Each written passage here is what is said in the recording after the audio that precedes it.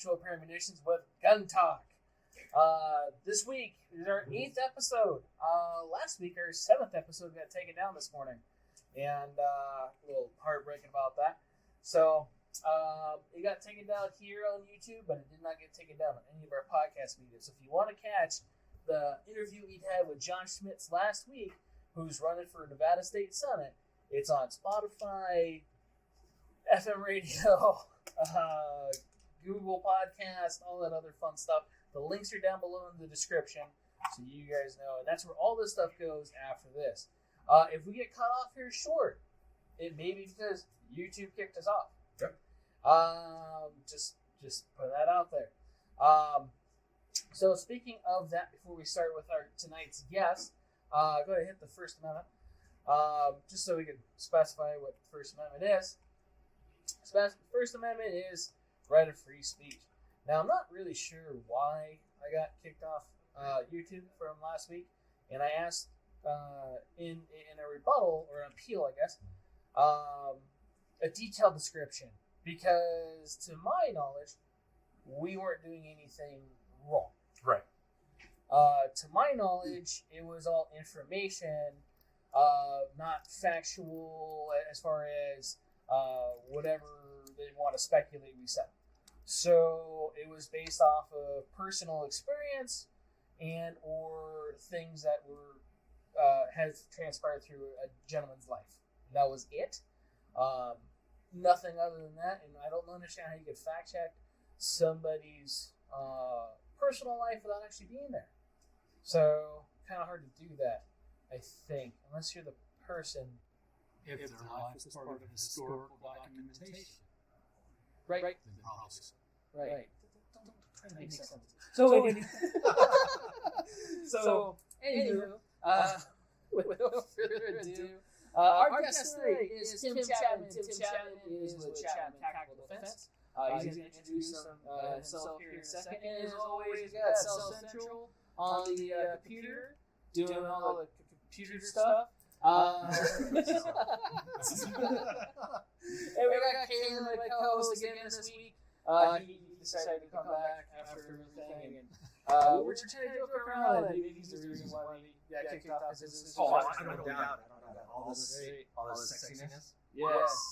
He's been kicked off of Facebook several times. So Yeah, I'm not on Facebook. No? Oh, that's good. Yeah. That's good. I don't blame you.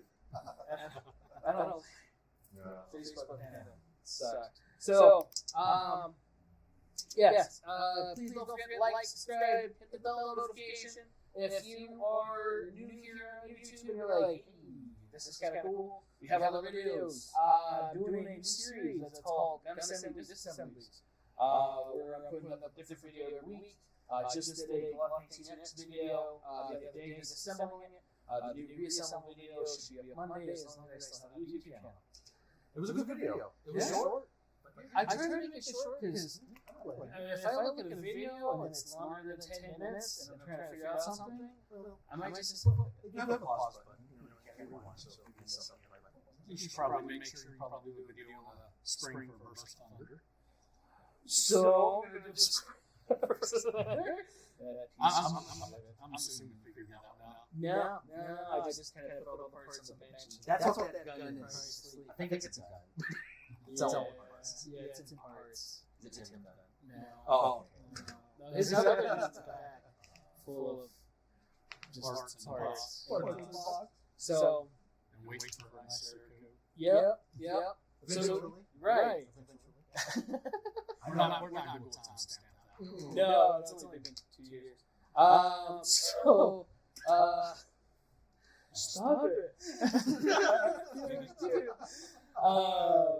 So we do have that new series here on YouTube. Again, as long as we have this channel, I'm going to see about going to a different media. If you have an idea of how I could stream to a different media, like say Rumble, or something of that nature, where they do allow free speech. You put the First Amendment website up? I post first and second amendment. Cool. So those websites that they post up, they do have the short, summarized versions of the First Amendment on there, not the long part. One of the websites has references to where you can actually do that, and or you can just look up on the rights where the placed into. But yeah, so know about that. Moving on. Tim Chapman from Chapman Tactical Defense, he's here tonight. Go ahead and introduce yourself, Tim, and let us know who you are, what you do. Well, my name is Tim Chapman, as you've already stated. I am active duty military still, so I will not be getting into politics or things that are not approved by the DOD. But after my last deployment, I decided to found Chapman Tactical Defense when I got home. Due to the increased numbers of people being first-time gun owners through the COVID crisis and things like that, and a lot of these first-time gun owners have little to no experience. And I just thought, trying to be a responsible firearms owner myself, that I would want to encourage and teach others to do the same, because all it takes is one Yahoo to give us all a bad image, and we know how certain individuals in our society love to run those bad images and make it look like we're all that way. Yeah. So that's kind of the foundation behind it, motivation behind it. And so far, the classes that we've had, I thoroughly enjoyed. We've had some great students, a lot of first-timers to firearms people who had just made their first purchase and had never even shot before, up to a handful of people who had way more experience than me, but they were living the life that I hope to encourage others, and that's to always be a learner and continue to seek training, because it is an administrative skill, and I myself pay other instructors in schools and go through their training because it's important. There you go. Exactly. So where are you from originally? Originally from Nashville, Tennessee. Okay. Now here in Vegas almost 10 years now. 10 years. Yeah. Well, we know each other, what, six-ish? Yeah. Not that long. About that long? Yeah. Wow. We met over at where I used to work for Fall Firearms, where you were an avid customer. You're a customer, where I was a customer. Maybe. Not sure. You know, I think we met each other in passing. I was in Vegas less than 24 hours when I saw the sign for Fall Firearms. I was like, let's roll in there. There you go. That's to establish places I want to go to and be a customer at. Mike was a good dude. Treated me very well as a customer. Proud to still call him a friend too. Okay. Where was the store at? It was on Pecos and Craig. Yeah. So it was in like a little suite area where that subway is. It's real small. You walk in, it's small. Yes. Killer sound system. Did it? Oh yeah. They were playing their music. It was a lot of content to the whole neighborhood. No. Okay. I like that. Real quick. Looks like we have some reverb. I'm not sure what reverb. It's like sounds or anything. Yeah. So Cardi, just let us know about that. If you are watching this live, I am putting it recorded also to where it's going like growl. It will be better hopefully with the recorded function, because on our cameras it shows fine. It shows you probably being YouTube or the interwebs being the interwebs. I am finally posting it on Instagram that we're doing this. So better So been here for 10 years. Started with firearms. That's kind of cool. You came out here. We deployed I was at Air Force Base. Prior to that, I was in Germany. Prior to that, I was in Korea. I was in Utah. Okay. Spent most of my time either overseas or here on the West Coast. Far away from home. Yeah, closest I've been to home was Exit, and was the least amount of time with Vinny Base.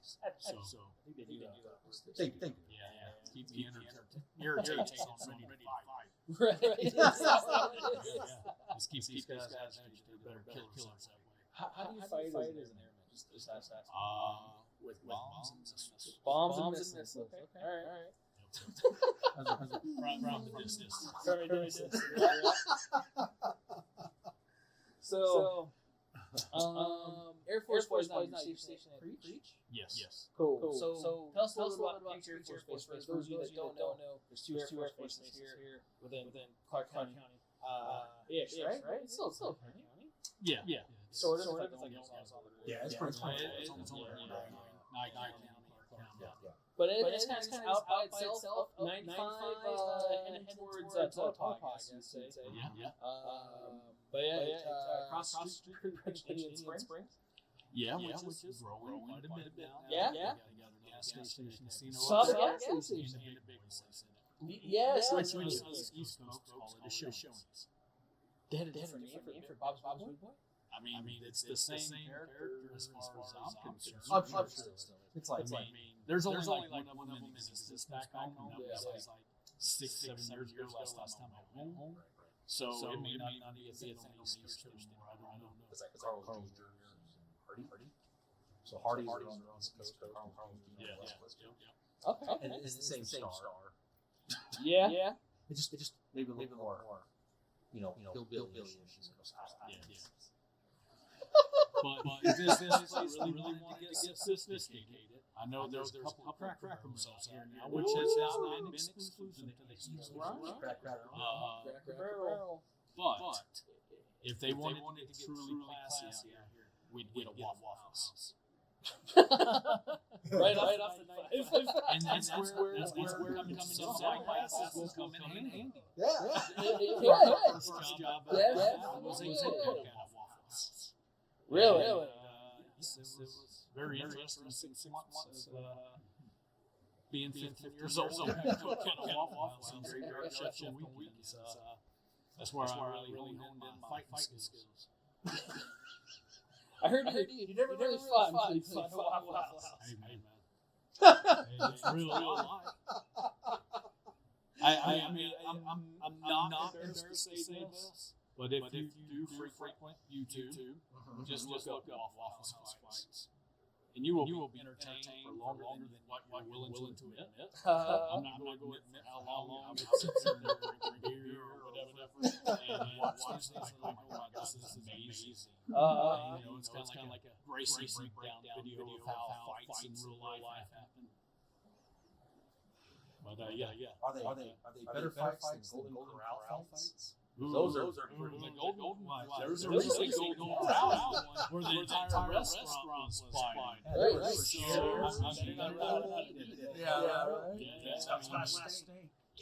It's like Golden Corral, and people take that serious. I would too for the $14. All you can eat Sizzler. Same thing. Almost same thing. I've never pulled it. Well, I mean, all joking aside, one of the things about here in Vegas is the buffets. Oh, yeah. Well, so, I mean, those ones are open. Yeah. Or any of the all-you-can-eat locations. Right. Sometimes you go quantity over quality. You just do that. Our buffets are like that.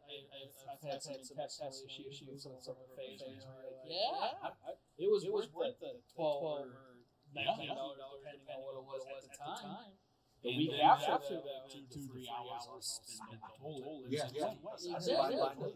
It was a dietary need.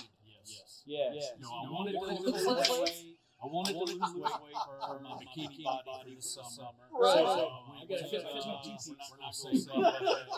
And I consumed all the undercooked meat. That's all Going in for the colonoscopy. I think I'll go some Golden Corral. Or what's that Thai place that's got trouble? Oh, I have a theory on that. I think they had. So I don't think they might intentionally spiked it. I think there might have been some bags of something that got busted and shit. I just thought they had like really cranky customers. Yeah, I mean, don't get me wrong. I mean, a legit Waffle House experience during my time there was we had another teenage kid who worked there who liked to go in the back and smoke, and as he was making chili or something like that, he'd flip his ashes. And he's like, you know what would be really funny? He's like, I'm going to dump like 8 bubbles of hot sauce back here and this makes it really hot and such, and then send it down the surface. So, especially here in Vegas, one of the things that are illegal, I am surprised that we haven't heard more of people doing things like that at public standards. I'm not encouraging it. I was always just kind of waiting. Somebody is immature and find this hilarious. Yeah. Kind of like having Thanksgiving dinner in their house and you see Granny eat some brownies. Granny probably use a mellow time. Don't encourage those types of behaviors. I'm just surprised that we haven't seen more of them. Good point. Cinder's an echo. Yeah, do you see it? Yeah. I didn't hear it on the headset earlier. I don't hear it either. I lowered maybe it. that's what he was talking about, the reverb. Do you lower it down? Does it sound better? Is it from your top secret appeal rejected? headset that you got around your neck? No, well, hopefully not. You know, let me turn that off. Some RF coming off of Bluetooth? Could be. Tim, are you a genius by chance? I do very well at the B-Dubs tribute. There we go. How about yeah. See, You could be right. Could be right. What's that plate in my head again? It could be the plate in my head. You know, oddly enough, there's a lot of things that do RF signals, like you're talking about. And now one podcast I was on that I got asked to come back, and then they changed their mind. I don't know why. I know. Because that video probably got taken down. That's So we're finding the common denominator.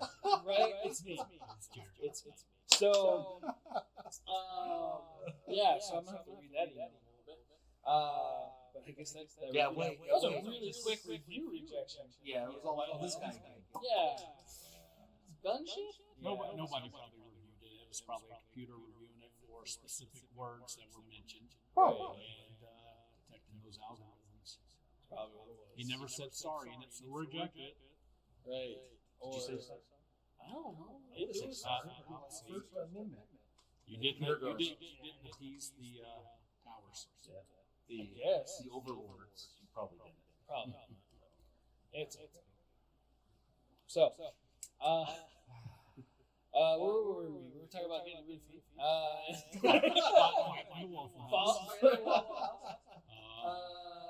Is it really echo?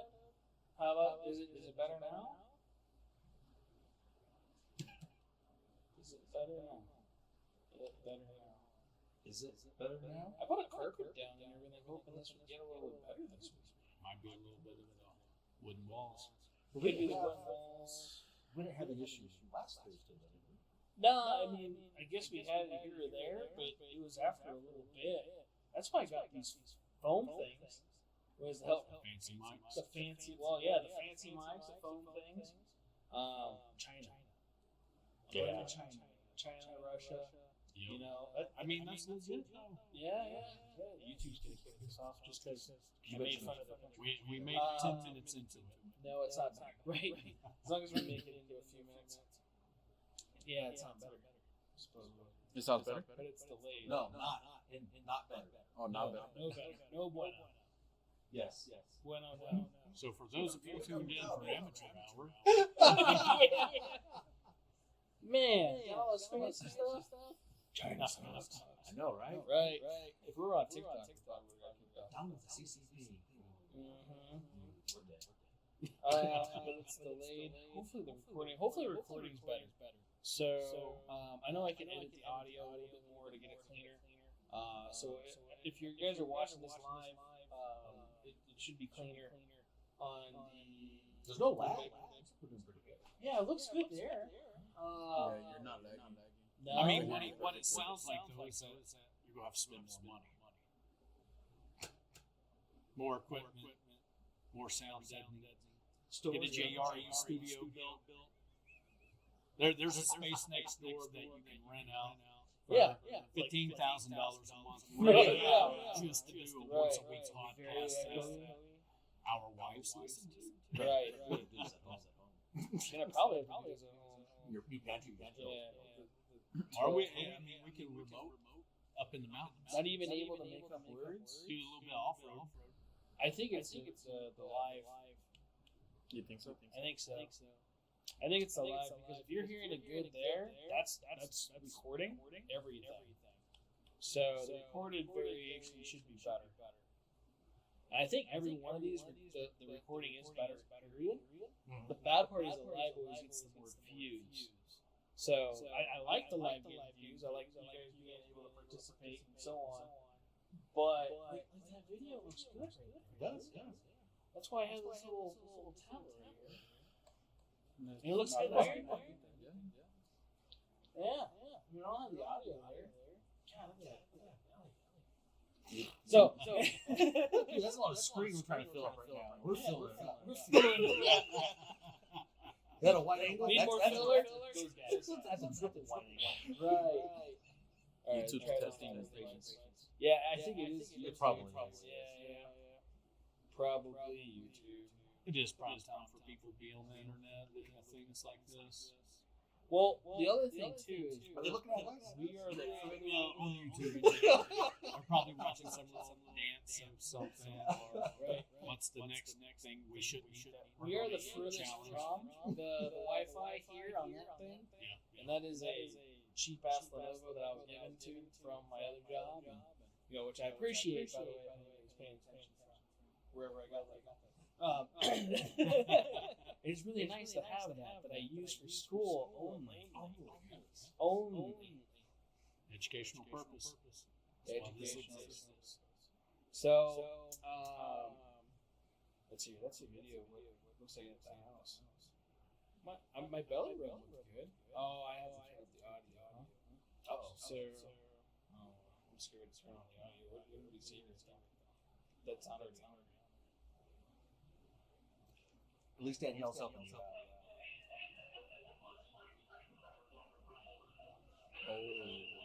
Wow. Oh, dude. So is there there's something else talking. Something else is picking up. Not like the desktop. Is the desktop muted? Hit that mute button up on the top left. See that mute button? On the keyboard. The keyboard. Holy crap! That's what you mean. That shit was on the whole time. Yeah. Oh, man. Oh, so we got the special effects for our singing voices. I like that. Wow. That's crazy. Thanks, Danny. Yeah. Right. Is that better? Tell her I said I'm sorry. You're not sorry. She could hear me. Right. Do you tell her I'm sorry? I'm not talking into a microphone that's hooked up to this right now, but can you tell her? Danny, I'm sorry. I'm having to tell you though. I'm sorry. Is that better? This is going to be the most awkward podcast we've done so far. We're going to have that Tim introduce himself all over again. Yeah, Because that was insane. Hey, it's better. Yay! We fixed it. Because of me. Yeah, I guess. All right, so welcome to Control Care Edition Talk here live on YouTube. 7-ish on YouTube. Yeah. Until the sun So, holy Redo? shit. Redo. Yeah. Oh no, still echo? Motherfucker. What you do? Is there another pickup on the dealio mod? On the so you see your mics?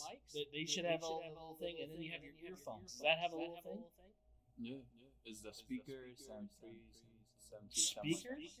The Turtle Beach. Okay, click the What? mute on that. Click the mute on that. See if it's less echo. See if that's better. Can you hear anything now or no? I'm good. You're good? You can hear it? Mhm. All right, see if that's better. Let's see if that's better. Then we'll have to see. Holy crap, what the hell happened? That's pretty funny, but I mean, I tested everything before. It didn't sound It's like weird. that. that's the first time we've had It's this only shit. episode 8. Yeah, Yeah. right? Should have figured this out already. Maybe. But, dude. So, is it just like their normal echo, or it's kind of like, whatever? Sounds like there's multiple mics picking up. That's exactly No what it echo. sounded. No echo? Okay. Well, there is multiple mics picking Renato up. said, yay, it's gone.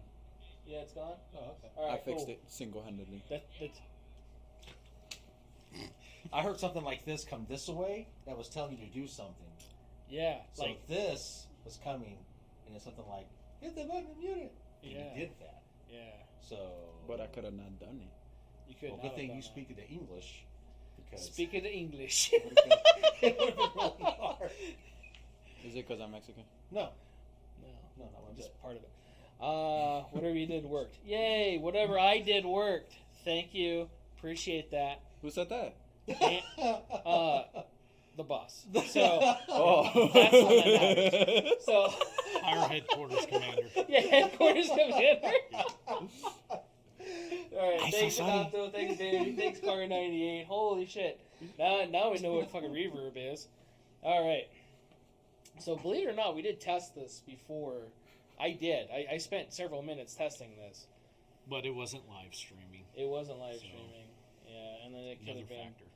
the YouTube thing just like not liking me. So anywho, everybody, that's Tim Chapman from Chapman Tactical Defense. Jared, Kalen, South Central.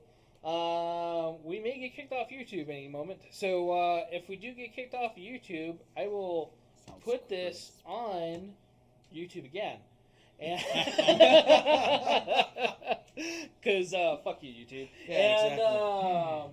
right, so is it better? Sounds crisp. Yeah, it sounds, It sounds good? Hell yeah! That's all we need to do from now on. You gotta Just- remember that, Just though. gotta remember that. Yeah. It's like take pictures of that shit, the settings. Yes, boss. Anything else? Yeah, maybe. Shoes need China.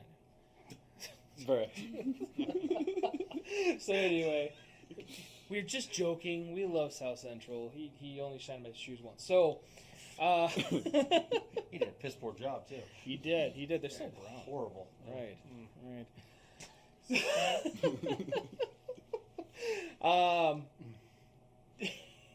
God, I hope you guys heard all this stuff to begin with. I don't want to start over again. I don't think there's any way to fix that. But if we do get kicked off YouTube, I will put this on Rumble. I will put this in other means. If you guys did not hear me earlier, we may or may not get kicked off YouTube. YouTube did kick off the last week's video, if you did not hear that. And hopefully that doesn't happen again. So yeah, Tim Chapman, Chapman Tactical Defense. We have a class this Saturday, right? Yes, we do. So what's the class this week? It is a defensive pistol shooting class. Okay, how many rounds are needed for that class? I'm trying to keep the round counts lower, Okay. and the actual training, doing a lot more dry fire training because cost of ammo and availability of ammo is a factor for folks, and I want people to get training. Yeah. So I'm trying to make it as practical as possible. Realistically, we could probably get through just the basics of the drills that we'll run with about 100 rounds. I would encourage 200 rounds so that we can get repetition in and more practice. Okay. So, I don't know who's eating in the back. What do you mean who's eating in the back? Who's eating in the back? Nobody. Yeah. No. Why, somebody like chewing on something? What do you mean who's eating in the back? That's a weird question. Is that a question for Tim? Who's eating in the back? That one of The those live cops are. YouTube questions? Yeah. The Who's cops eating are in the eating. back? I don't know. Yeah. The Punisher skull, yeah, the Black Hawk guys or whatever over there. Yep. So, that was kind of awkward. Sorry, Anato, but yeah, are you chewing? Am I chewing? Is that him? Yeah, it's Anato. So I don't know. Anato's who's probably chewing. just hungry. He could be hungry. Go eat something. So, What's wrong with you? right. Who's eating? Yeah, jeez, where do you Burrito taco. eat? I mean, if you brought snacks, I'll take one. Right, if we brought snacks. How much was the class? The defensive pistol Yes. shooting classes are $125. $125. That's not And bad. and it will run. We'll have about 2 hours classroom time where we talk about ethical responsibility of gun ownership. We'll talk some situational awareness, everything to consider before, during, and after a shooting. And in some of our drills, we actually practice those things also. So, I mean, there's so many things that you can train and practice Right. that you're not going to get it all in a roughly 6-hour class, which is approximately how long the classes last, with only 2 hours of it being classroom time and discussion, but we discuss things while we're out running the drills, why the drills are important, the scenarios you can find yourself in, and I highly encourage people to not purchase any new or extra or special gear that they don't normally conceal carry, Right. or anything that they wouldn't already have at their house. It's let's practice with what you got. We'll see. We'll test your limitations. We'll test the limitations of your equipment. We have had students that had, well, you were there for the class, drawing from their concealed carry holster, and their whole holster come out with the firearm. Wow. And that was a little bit more of a mistake on them, to where the clip went over the belt loop rather than going around the belt and hooking. I was like, that's another one of those things before you step out of your house. You make a mental note of, now that it was better that he experienced it in training environment than in a real environment. Right. So, but it gave that particular student something to think about. And okay, well, should I carry extra magazines? Does capacity matter with the magazines of the firearm that I carry now matter? All those things. Okay, well, this is the drill. This is a potential situation, and you only have one mag, and it's the one that's in your 6-round concealed carry piece. Nothing wrong with the firearm or the capacity of the magazine, but you're not likely to find yourself in a gun battle. But you never know. People do drugs. They don't feel pain. You know, they may be a failure to stop. And more than 2 or 3 rounds might be necessary to stop the threat. So, but yeah, I highly encourage folks to practice with what you own. There's no need to buy special or unique gear just for any of these classes. Matter of fact, even if people don't have a holster, you know, it's like, okay, well, it limits what we can drill, but you can still practice the other things. And then we can talk about, hey, this is what you should or shouldn't consider for your lifestyle and things like that, because there's so many variables. Most of us, you guys included, I'm sure, probably have at least a whole box or 2 full of holsters that you don't use anymore. No, my wife, I do not have wasted money on holsters. I don't know what you're talking about, Tim. Wasted money? It's called investing. Investing and wasting are 2 different things. It's her lingo. I got to talk so she understands things. Investing. She don't get that. Investing. She don't get that. The 3 viewers plus Anato, who are our wives, Right. they're wife the is audience right now. So I don't want anybody to self-incriminate. Where's that box? She'll watch later. Yeah. That box will be on the front porch when we all head home tonight. But no, and there's times that if students reach out and contact me via text, email, something like that, talk about this is the type of firearm that I have that I'll be practiced with. I got my day job, so typically I'll get back to them at the end of the day. I'll return their call, return their text. If I have holsters for their particular firearm through the many that I've purchased over the years, I bring the extra gear and let them practice with that. Awesome. You know, that way, you know, you can't test drive holsters. Most time, can't get a refund. There's certain situations I'll bring extra pistols that may be more common for concealed carry if it's a defensive shooting class. If it's a basic pistol class, I bring more traditional firearms that you'll see on the shelves nowadays. And if folks want to shoot them and test drive them, I don't charge any extras. I get it. Awesome. If you don't own a Glock, but you would like to try and shoot one, here's one, or here's a 6-hour. You know, these are all things, and I'm more than happy for the students to get more experience and knowledge than I am trying to get rich doing this. I'm not going to get rich doing this. That's a fact. I'm not an elite operator or anything like that. Not that. I'm just a guy who's very passionate about developing skills. Well, that's awesome. And become knowledgeable and practicing a lot. All right. So I like try that. not to differentiate myself from the students in my class, and the fact that I was once in their position and still put myself in their position by going through other people's training courses. No, yeah, you'll never stop learning. Yeah, and you're it's always always learning. going to get training. And that's one of the things, too, that you probably won't see in the disassemble videos, but in the reassemble videos, I hit on that pretty hard. And about how it's a tool. And it's only as good as you're training with it. It's like a hammer or a screwdriver. If you don't know how to use that screwdriver, it's useless to you. Yes. If you don't know how to hammer that nail in, and you keep on hitting around it, it doesn't do anything for you. Yep. You know, so It makes you upset. yeah. You use very colorful words. Yes. Well, In that experience. There you typically. go. right, but I mean, so I just don't want you to go willy nilly with your gun, though. You know, like a hammer with a nail. Just throw it off into the desert and cuss Right. at it. I saw this on YouTube once. It works good. Thanks, Demolition Ranch. So, Yeah, thanks. Yeah, Matt. just toss Yeah. it off into the Nevada desert as a sacrifice to the chupacabra or something. the Chupacabra. Yes. That's the Sonoran Desert. Oh, okay. Yeah. Is it? Yeah. He hasn't come up this far. Give it Migration. Give it time. Yeah, the borders are open. Oh, Jer- great. Jer- Now we're gone. Now we're gone. Jared's been studying the migration patterns No of the facts. chupacabra. No facts have been taken except for everything on the news. So,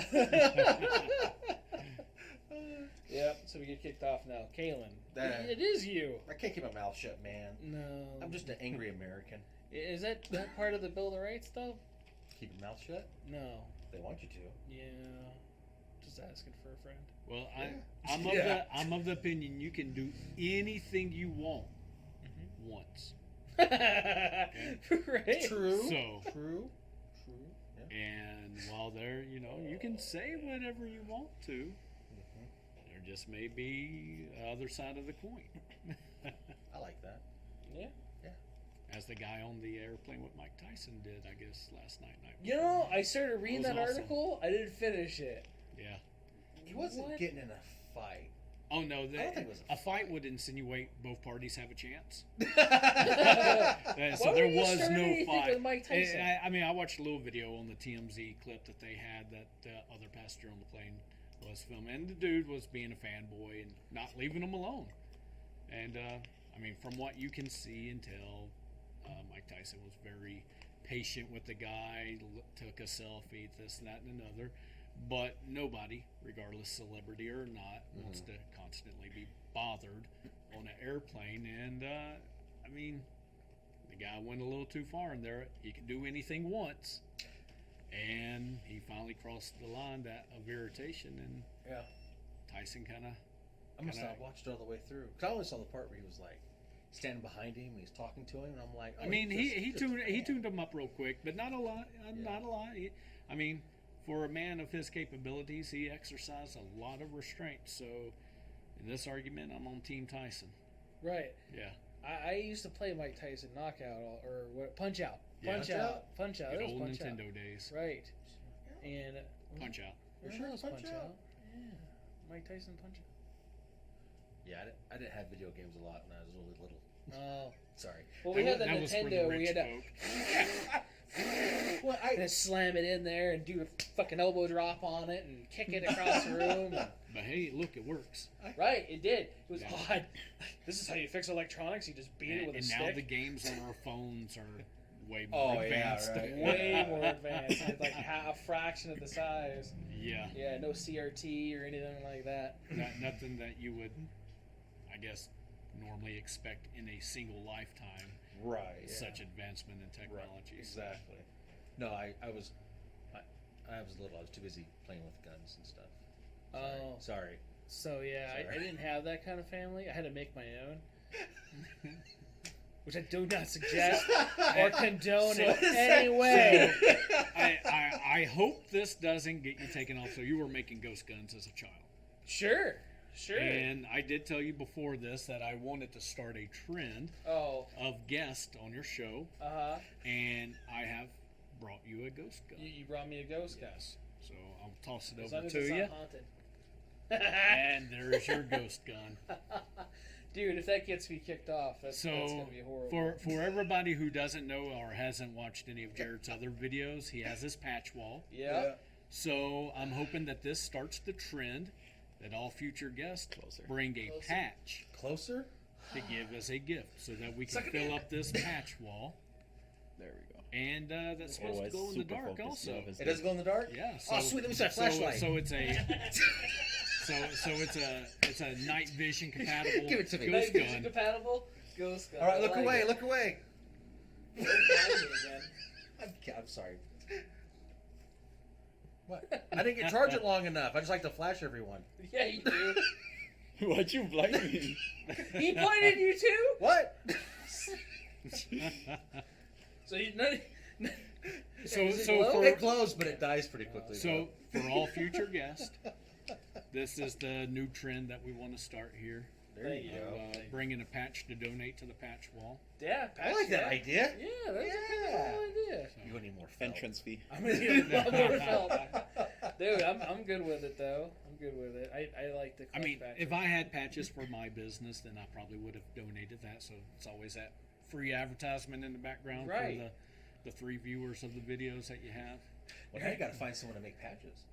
yeah, Yeah, yeah, Anyway, that requires capital.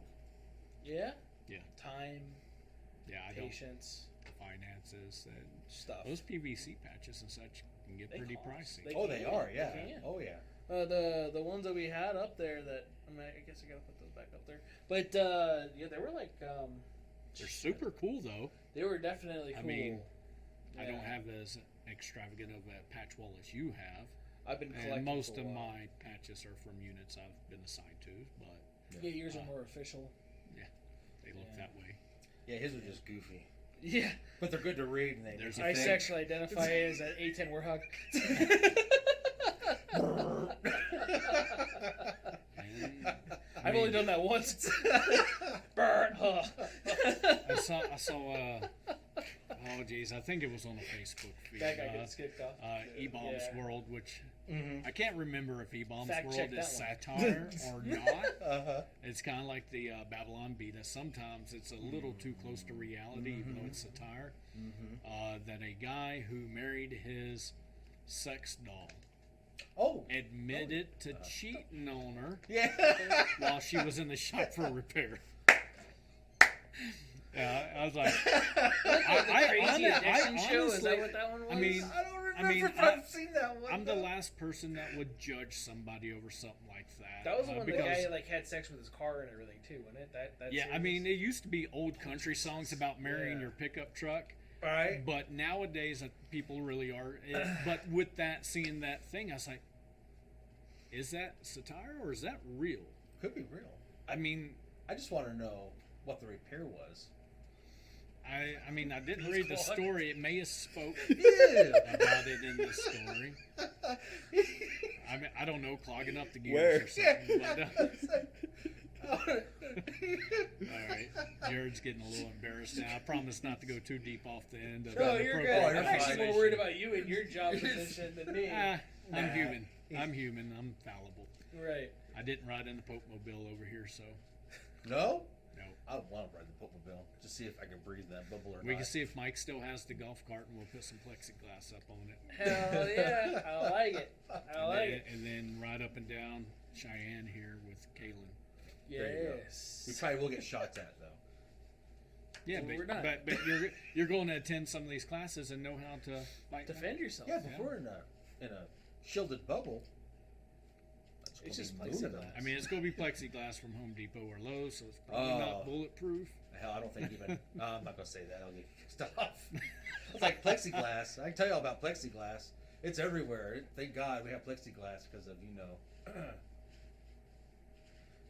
but I can't say it. Okay. You know, I like the guards. You know, Oh yeah.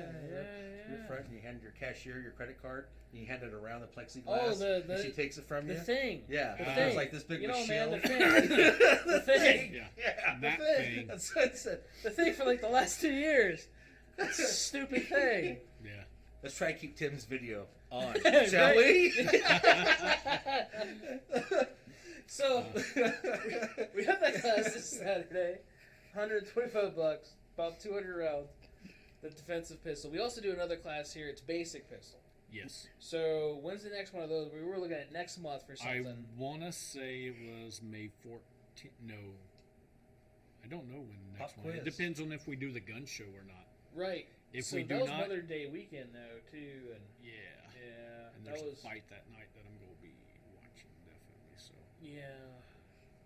So that that might change a little bit. So we'll definitely update the Instagram and stuff. And if you guys have not followed Tim on Instagram, he does update everything there on Facebook too. I think. Facebook also, but Facebook doesn't seem to really get much traction or kind of hit very wide audience.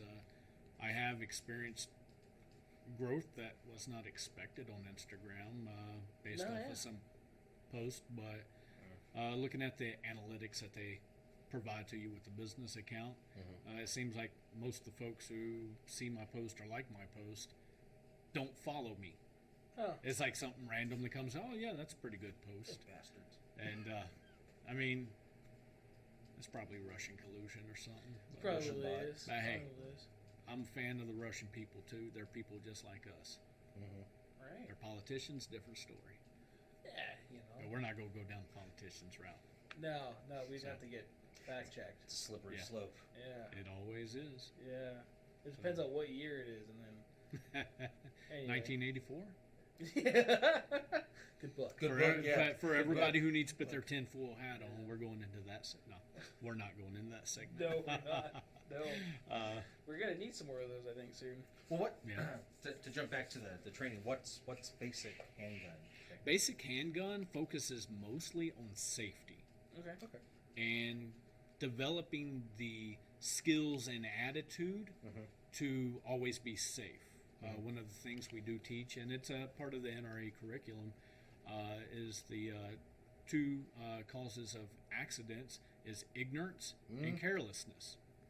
And I mean, to expand beyond firearms, you could place those two categories on any type of mistake, accident, failure, and anything in life. And with folks coming to the basic courses, we want to take care of that ignorance side and get them educated, get them knowledgeable. The classes, it's not just me talking and lecturing or anything like that. It's very informal in the fact that if a question pops in your head, interrupt me. Because it's more important that we address any questions, especially for new firearm owners, any questions they may or may not have concerning especially safety, because everybody's environment is different. And a lot of times we get stuck in a box of, well, what's the best this or what's the best that? And it's like, well, I can't honestly answer that question unless I know your environment and your situation.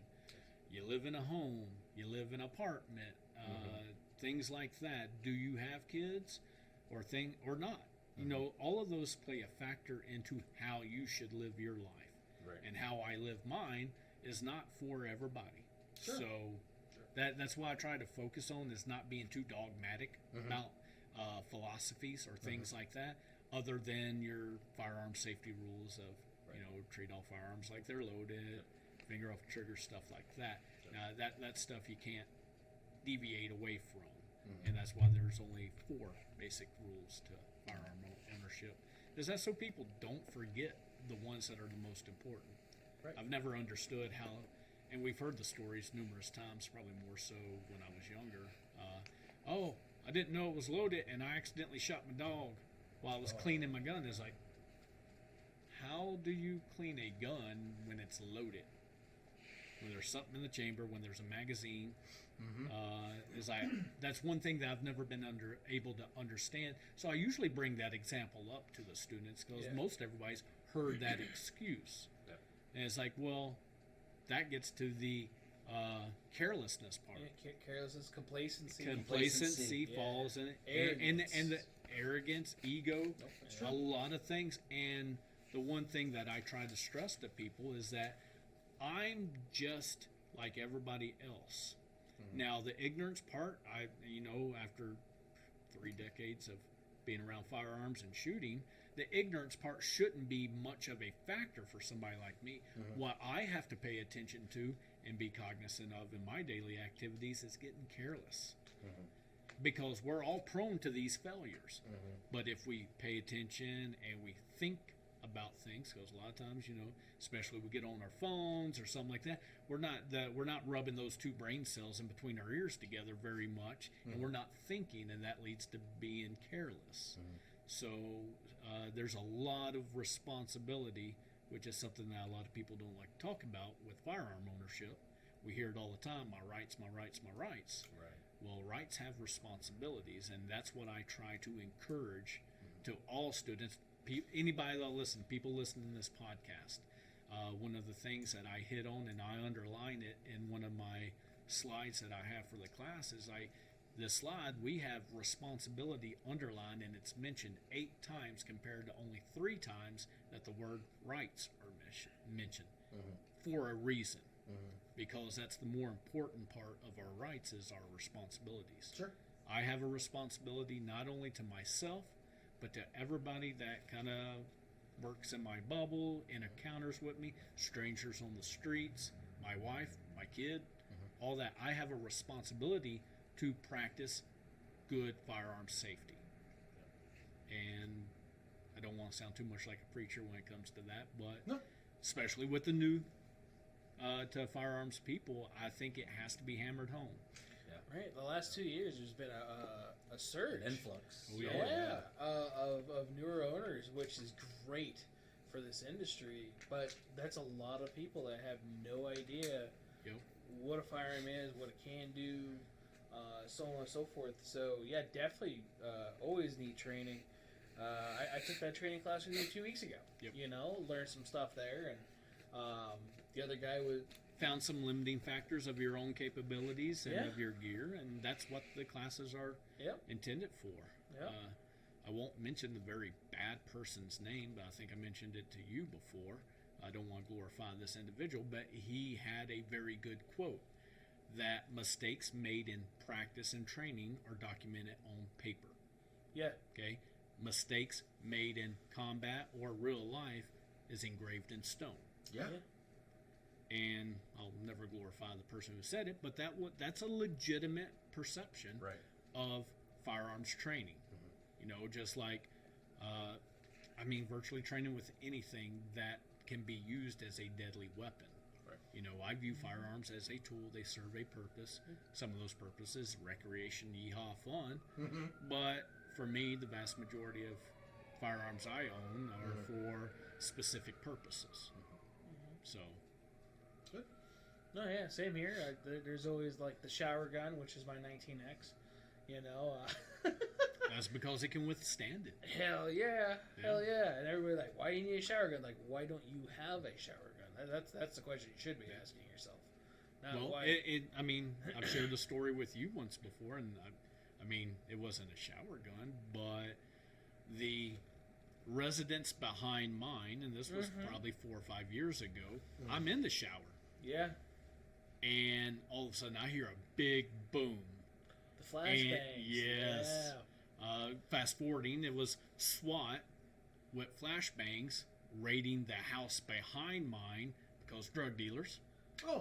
And a few years earlier, talking with my neighbors, a house on our street, similar situation, cops chasing a bad guy. Bad guy jumps the fence, busts in the back door of the house. Okay? The guy and his family were walking in the front door at the same time, and lucky for him, the guy was armed, but so was the homeowner. And he plugged the individual in the chest a couple of times, put him down, and protected his family, because who knows what that criminal might have done in that situation. You know, none of us think that's going to happen, but knowing that had happened on the street I lived on, I'm in the shower. It's hard. Shower's running. I got soap on me, and it's kind of muffled sound, and but so it could be easily mistaken for somebody busting in the back door. And you know, I fall trying to get out of the shower. Shower curtain comes down. Running butt naked through the house, all soap covered, trying to clear my face and all that, and grabbing my pistol out of the nightstand. He looks like Mr. Clean too. It was not my most graceful of moments. It's not. I'm glad we didn't have cameras inside the house. I didn't even shoot the guy. He just passed out. Oh, what were you doing? Well, I was naked, soap and running through and glistening in the light. He's like, but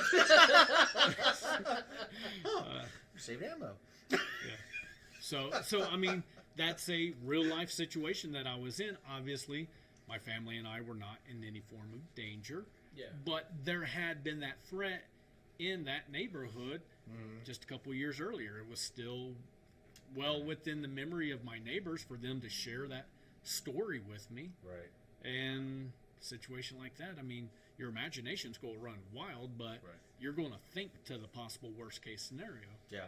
Thankfully, you know, it wasn't worst case scenario, and you know, got to experience a flashbang from the house next door. Yeah. And it's very interesting. I don't want to experience it anymore. No. I Better don't neighborhood think now. so. Yeah. Yeah. Well, you had that guy that got caught taking cats. From Catalytic converters and such. That Oh, catalytic. I said cats. I'm like, who's collecting cats? Sorry. The coyotes. The coyotes are being displaced by the new housing developments. I need to collect more cats. A crazy lady down the street. Yeah. Look at all my little fluffy dudes. My little fluffy dudes. Fucking like I'm calling it like my dogs. Yeah. Cats aren't dudes. They're evil. Yeah. So I mean, cats things are a like lot of that Satan. are, you know, thankfully, I mean, I've been concealed carrying my entire life. Back home, there was no real age limits to it. And back before, concealed carry was actually a thing that you needed to get licensed for.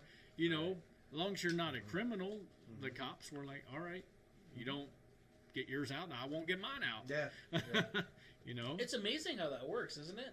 Yeah. If you brandish a weapon, you might get shot by they're the other going guy. to brandish theirs. I'm not waving it around at you on purpose. I promise. Yeah. The threatening tone of my voice. This is not the gun that I am carrying in my pants. Yeah. But for my experiences, until I moved here to the Vegas area, I had never had to pull a firearm on anybody in a self-defense situation. And in the almost 10 years I've been out here, I've not counting the flashbang, but twice I've had to draw my firearm out of my holster.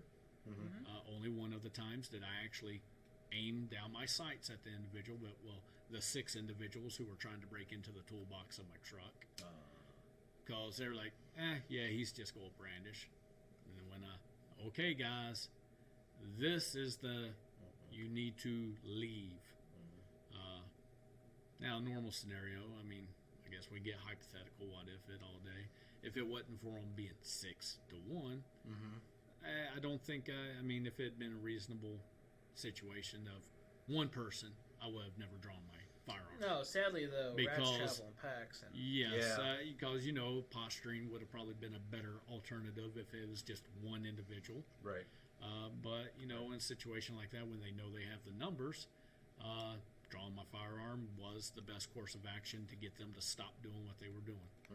Now, inherently, I don't believe any of us want to shoot other people. No. You may get the kind of the hillbilly mentality, you breaking my house kind of thing, and that's a horrible attitude to have, because I don't think those people understand the mental, emotional effects that actually shooting somebody is going to have on you. And that's not something we cover in the basic class, but we do go in depth in conversation in defensive class about that, because we're talking about personal defense now. We're not talking about fundamentals.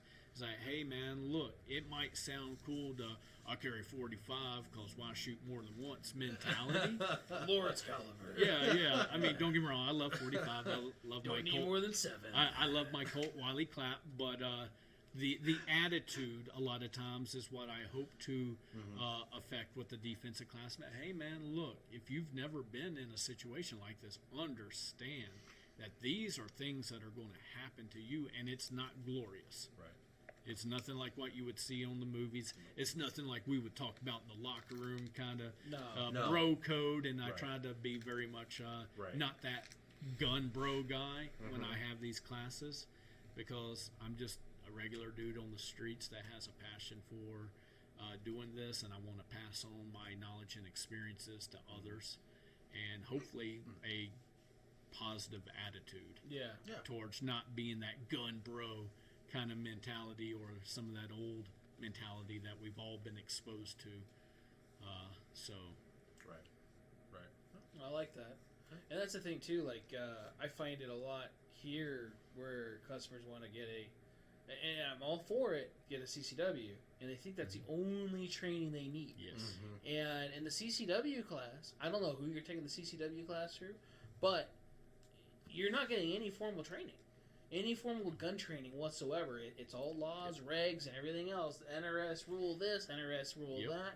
Here in the state of Nevada, it's a little different. We do have to qualify. There's some states where you just go on, like, take a test and, like, the muzzle's over here. Depends on your status. If you're military law Yeah. enforcement, some states are like, just Sure. come down here, do fingerprints and the picture and pay for it, and you're good. Right. Yeah. Which, I mean, I can see and understand that to a certain degree, but not every military member is a rifleman or a sharpshooter. Exactly.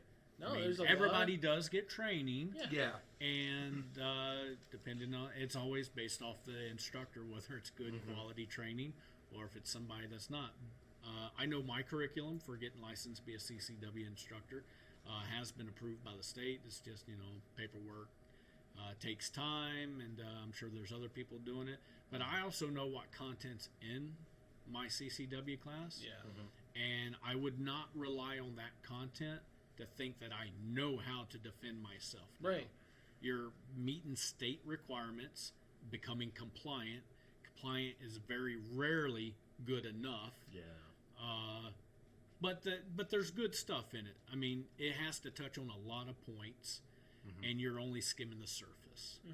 And once again, it's hard to. I mean, we all imagine that we're way better than what we are, and I believe it was. I believe it was David Goggins, because I included in the slides for my defensive class that his quote of, "Rarely do we raise to the level of our expectations." But we always fall to the limitations of our training. I'm sure I butchered that a little bit. Hopefully folks kind of get I got it. It's like, I think I can fight that dude. Right. Oh, have you ever trained in anything? No. I'm pretty sure I could take I played him, Mortal Kombat, though. Yeah.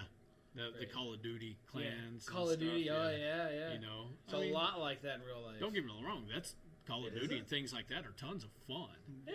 I wished I had more time for video games. I know, me too. But Don't give me that look. but the reality and the perception are so vastly different. Yeah. And I mean, as guys, we're more prone to it. You know, ego gets in the way more so because we don't want to be less masculine. Yeah. You know, so that's one of those things as hey, everybody understand that your expectations aren't going to match reality very often. Not unless you're one of them individuals that trains, practices, and I mean, yes, then you probably don't have ego getting in the way at that point because you've got so much training there that ego has no room. Right. But we will definitely fall to the levels of our training, and that's for sure. And I know for me, being an NRA certified instructor, a lot of folks don't encourage you to shoot in front of students. And I can understand the mentality behind that because you may lose credibility if you don't shoot really good. But with some others, and this is the image I try to communicate because it's who I am, and I'm human too. Hey, I just got a bad shot off. I didn't hit in the A zone, you know, and it's probably because I didn't have good grip before I employed my firearm. Yeah. You know, the class I took with you and that one guy was there. Yep. And he kept on comparing my target to his. And not a good idea. Yeah, like, don't look at mine, look at yours, worry about you. I've done this before. And look, I threw a shot or two. Yeah. You know? And I'm proving to you, I'm human. This is just what's going on right now, and it looks good. Don't think that this is all the time. And this is... But that was also not a target that was welding a knife or a firearm themselves. Right.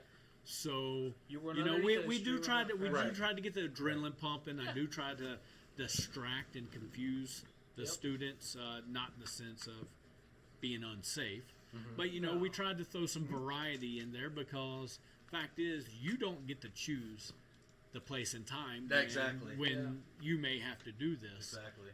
So you're going to be off your balance. You're going to be off whatever. Yeah, the criminal, the adversary, whatever terminology you want to use for predatory tactics, and they're going to look for your Yes. weakest and most vulnerable time Yeah. to take advantage of you. And you should be on your A game almost all the time, or try to be. Yeah. But it also falls back on your training. Yep. And I highly encourage folks that training's not just taking classes. No. Read a book.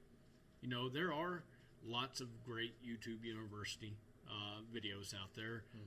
Try to exercise your BS filter to the best of your ability. Talk to folks that do know more than you. Sometimes you're going to get bad advice, but you know, it's being active in the community a little bit. I don't really encourage a whole lot of the keyboard warrior stuff on forums.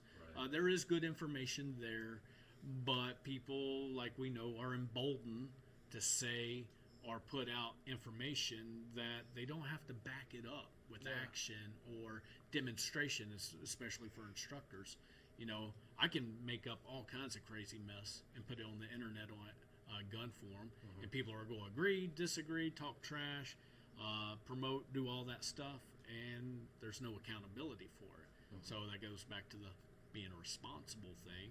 I don't have to be responsible if I do silly stuff like that. So I do discourage people from venturing into areas where people don't have to be accountable for the information they portray. But like right here, you got 2 couches, free water, soda, coffee maker that, you know, folks come down here, hang out at the shop, and just BS. Yeah. You know, hey guys, I experienced this when I was out shooting a competition or out in the desert just kind of shooting some targets, getting used to this new pistol, and I noticed this, or what's your thoughts on this? You know, this is a great location just to come BS. Oh yeah, I'd rather talk with someone in person instead of being on the keyboard typing, because if it's like a room and you got all these other voices, all these other people seeing everything, then you're gonna get all these other people chiming in. You're all like, all right, who's a pro, who's not? Okay, all of y'all raised your hand. No. Lost in the confusion of all the posts and the conversations. Yeah, and that. such. So most of those guys are in their grandmother's basement or whatever too. Like, you know. Let me pause my Call of Duty while I educate this guy. Right? Yeah. I had a guy make a comment. I don't remember what the post was. I don't know if it was on Facebook or if it was somewhere else. But it was a while back, and I made a comment about I carry 2 guns. I don't carry 2 guns too often, but I carry 2 guns. My big primary, like a Glock, and I carry the smaller revolver. And some guy's like, oh, you play too much Call of Duty if you think you could draw a second gun. And I'm like, well, technically I kind of carry the second gun so I can give it to my wife, or I can hand it to someone that I'm with that I know is responsible to firearms. Yes. Because there again, she also has her CCW as I do, but she don't carry as often as I do, so I can arm her if I had to. So I got this not an argument, but I got in this conversation with this guy, and he was just like, no, you'll never, no purpose for carrying 2 guns. And I'm like, well, maybe not for his environment. Right, and that's how I kind of ended it. And I'd be like, cool, okay, whatever. Yeah. that's interesting. I don't do that. Right. But I try to put myself, okay, well, Kalen, he's okay, yeah, I could probably see where that would be beneficial for your hobbies, the places you frequent, things like that. Yeah, I guess I could see that. I mean, I guess a good example of that is I done a private class about a month ago for a group of realtors. I was spoke to one at the gun show who was like, yeah, you know, I'm just a normal woman. I'm not big and bulky. I can't fight, things like that. And she's like, but I do open houses. And I've come across some very scary situations. She's like, do you have any classes specific for that? I'm like, no, but I know some realtors.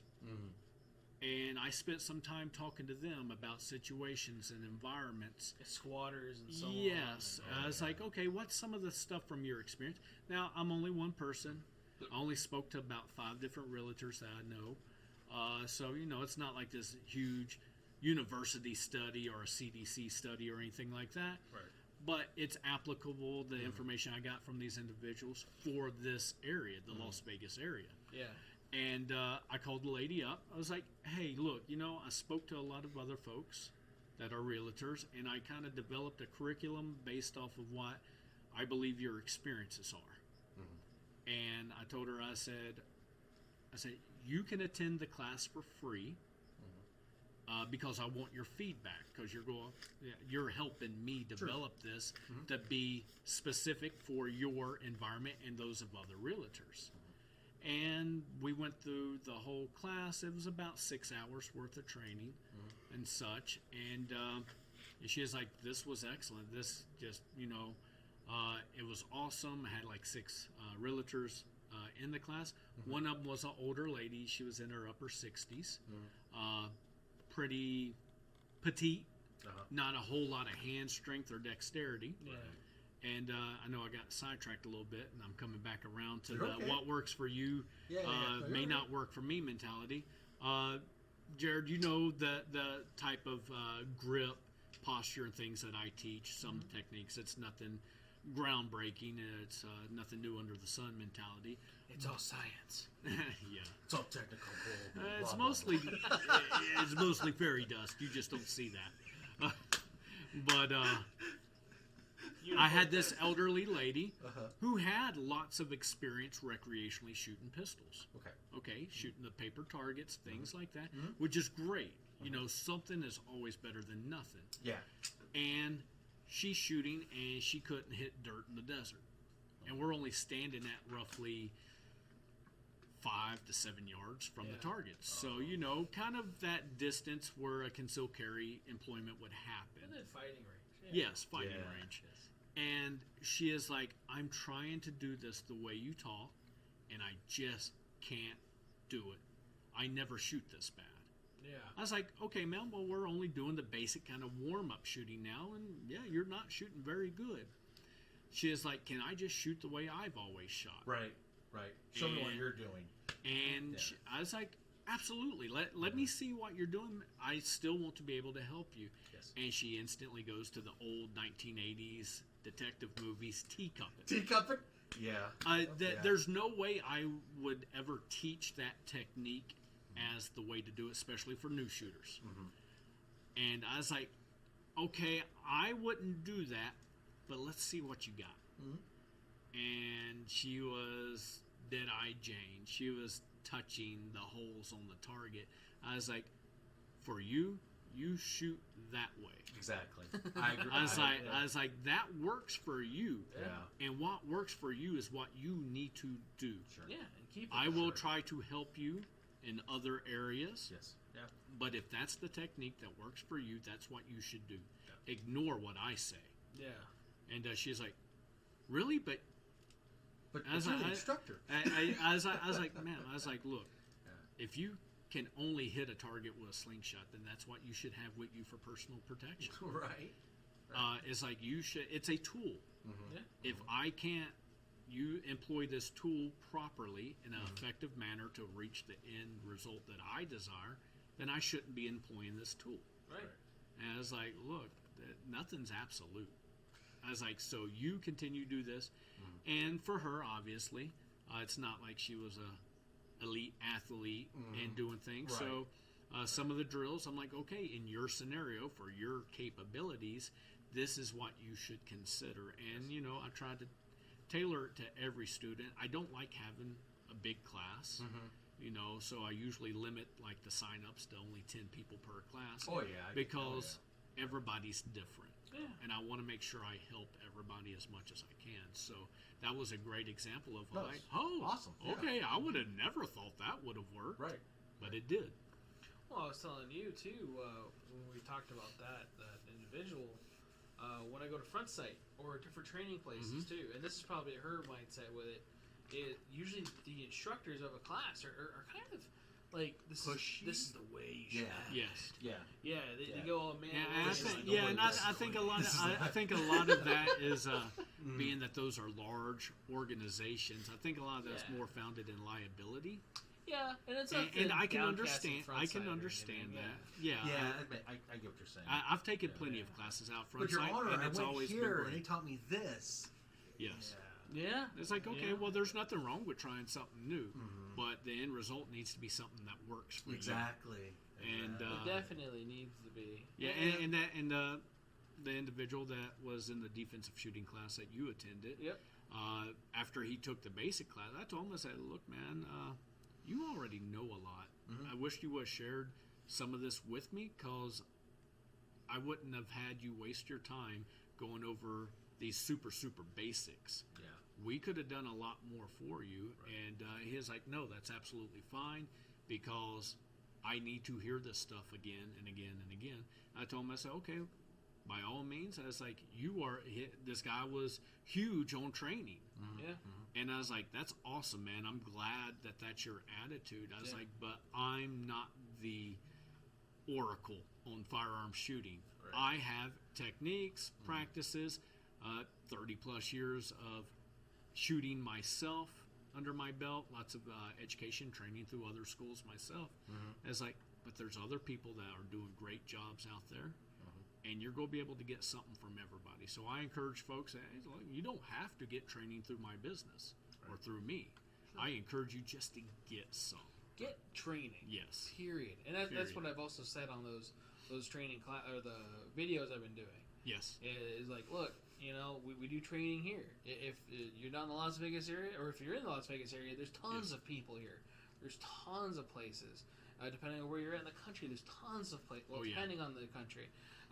Even California has places. Oh yeah, it might be regulated, it might be Nerf guns, but I think, and this is just my thoughts on it, is that we've seen a lot of new schools, high quality schools, since this extended time in Iraq and Afghanistan. A lot of veterans are separating. And they have passions very similar to mine to promote responsible firearm ownership. And there's a lot of great schools out there. There's a lot I want to go to myself. Oh, yeah. And, Front Sight, like, I'm not going to bash them at all. I've very much enjoyed and gotten a lot of doing numerous classes out there.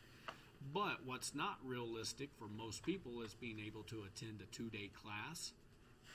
The money that it costs, I'm not going to put their prices out there or anything like that, because I don't want to discourage people. It depends on the packages. So and a 2 or 4 day class is not realistic. No. And now with that's gas prices. Yes. Yeah, we gotta drive out there. Yeah, might as well just stay in a hotel or camp outside of it. Yep. That's what the rooftop tent is for. Hell yeah. But that's why I try to focus on the two things that people typically don't have enough of, and I try to provide service at an affordable price, and in a reasonable amount of time. Right. Yeah. I don't want there to be a whole lot of fluff of me trying to upsell you or anything, or convince you to take another class from me, or hey, look at these awesome trauma kits we have. They're great to have. We can keep those on us for in case an accident does happen. It's like, no, let's get to the meat and potatoes.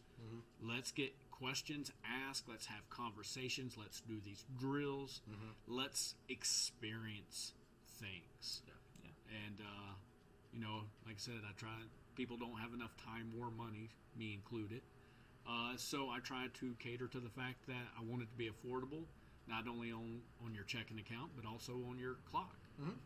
So, typically 4 to 6 hour classes is something that people can make that happen.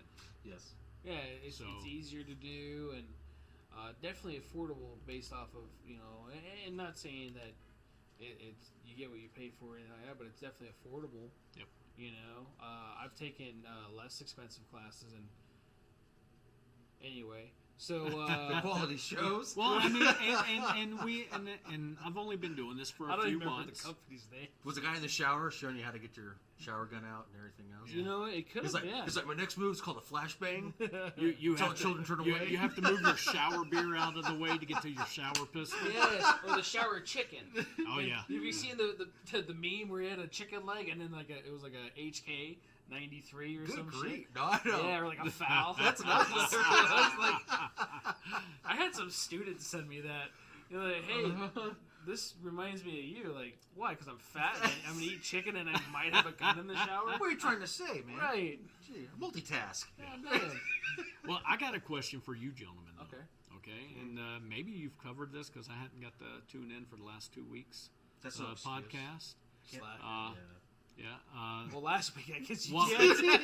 Well, last week. It's a two-part question. Oh. What's your favorite concealed carry pistol? Okay. And what's your favorite pistol to shoot? Oh, shit. I mean, I've brought my two with me. Right, we're going to go over those in a minute. Although neither one of these are my concealed carries. No, I mean, But they're my two favorite. yeah, one of them I've concealed carry in a church. So, not yours, but particularly. Mhm. So concealed carry, I conceal carry a Glock 19, and I'm a SIG fanboy, and a lot of people know that. And we know. like HKs, like a lot of the higher end stuff or whatever, right? Yeah, a lot of people know that. But Glock is a great brand, and there's a lot of great brands out there. And again, it's a tool; it's how you use it. Glock is a gun I could for sure rely my life on. Yes. And my loved ones and the people around me, because I know no matter pretty much whatever, it should go boom. Yeah. It should go and do its job and work efficiently. Yeah, not that any other manufacturers are less reliable, No. but just through mechanical knowledge, because Yeah. I know you got a lot of mechanical knowledge also. Yeah. Typically, a simpler design is always more efficient and Simpler, reliable. little loose tolerance to where it allows excess amount of debris to be in it to function like an AK, unless it's in mud, which thanks Grantham for proving that point out there. I Polar love that Tactical. dude's videos. Dude, yeah. Especially Kudos the to him science for ones. being successful. I'm happy for him. Dude, it's awesome. Awesome. Very Really entertaining. Awesome. Hell yeah. And informative. Have you seen the newer series, the Recce videos? Yes, the he survival just of done the the urban one? yeah. Very good. You know Oh, I watch yeah. those. I had to ask because I have been Taking liking it. notes and ooh, Right. I need to get some of this. I guess I need to get right But marine now- pads. But now he does say, "Don't do what I do. Right. Do what works for you." And I'm like, Yes. "I like your stuff." I'm like, what? No, I want to get that. Right. Yeah. Not that I ever imagine myself in a scenario where an adversary has night vision and I don't. But it seems cool. I don't have my vision. If but I got yours. if I had the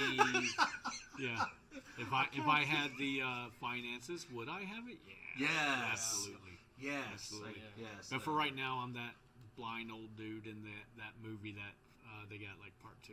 Was it Quiet or whatever? Oh, They yeah. break Quiet into Place? his house. Oh, not Quiet Place. They Quiet. break into his house and Yeah, he's yeah, a blind yeah. old Oh, dude. that guy. Yeah. Yeah. That's intense. I've only seen the first one. It's intense. Yeah. But yeah, I haven't that's seen my the extent second of one. night vision. I don't have it. Yeah. Yeah, see, I got it. It is awesome. I want to invest in thermal. Yeah, thermal would be. That'd be awesome. That'd be, I think, a little bit step up over. I'm just gonna cover myself in mud like Arnold and Arnold Predator. Schwarzenegger. I'm going to negate your. So when we thermal. get the thermal, we're gonna have to try that. Like, cover yourself in mud, Tim. Well, did it? So that's a future video. That's a future video. We're gonna go put Tim in mud. Well, there was a video. I don't remember if I saw it. Who did it though? We But can they, mud wrestle and do that. I'll do some would. sit-ups before we do that. But Huh? they used. I'll do some sit-ups Some before I do that. sit-ups. So Right. I I'll need to take do my some shirt sit-ups off. too. It's Yeah. like- I'm getting cramps. so we got the Glock from you though. Oh, yeah. So what's your Okay. What's your recreational? favorite range gun? Yeah, what's your recreational? Man, I just enjoy this, but I wouldn't conceal carry it.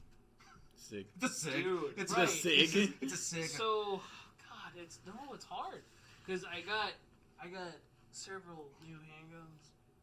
You know, Does Danielle know this? she knows. Oh. She knows.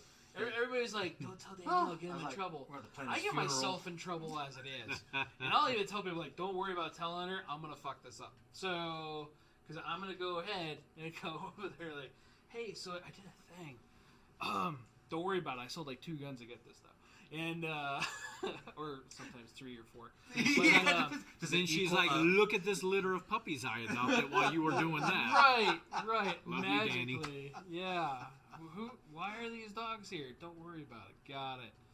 Nice new pistol, Jared. Yeah. No, I love the dogs though too. So it's a win-win for me. I get pistols and dogs. Oh no. Torture me some more. so it's probably what, your X5? So I got the X5 226 single action from Germany. I love that gun. Great handgun. You almost don't have to aim.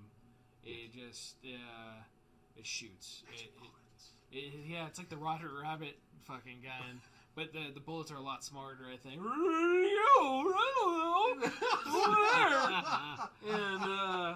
And those are dum-dum rounds. Yeah, dum-dum rounds. That gun's amazing. I love that gun. Probably don't shoot it enough. I just got that CZ. What is it called? The what Scorpion? Is it? No, not the Scorpion. The CZ. Yeah, I know what you're talking Yeah, about. the competition gun. Yeah. Oh, with your red dot on it? Yeah, the red dot on it. That thing is awesome to shoot. Upside down? Yeah, no, that's the VP9 that I shoot upside down. So that's the thing. I got a lot. I got a couple guns. Only a couple. And She's watching. the rest of them. It's not her. No, I'm not worried about her. I'm worried about the other ones fell in a tinfoil hat. yeah. The AFTs. Right. It's Lake Mead. The boating next. So Boating what's your go-to for concealed carry that you prefer, She put the little Caleb? eyeballs.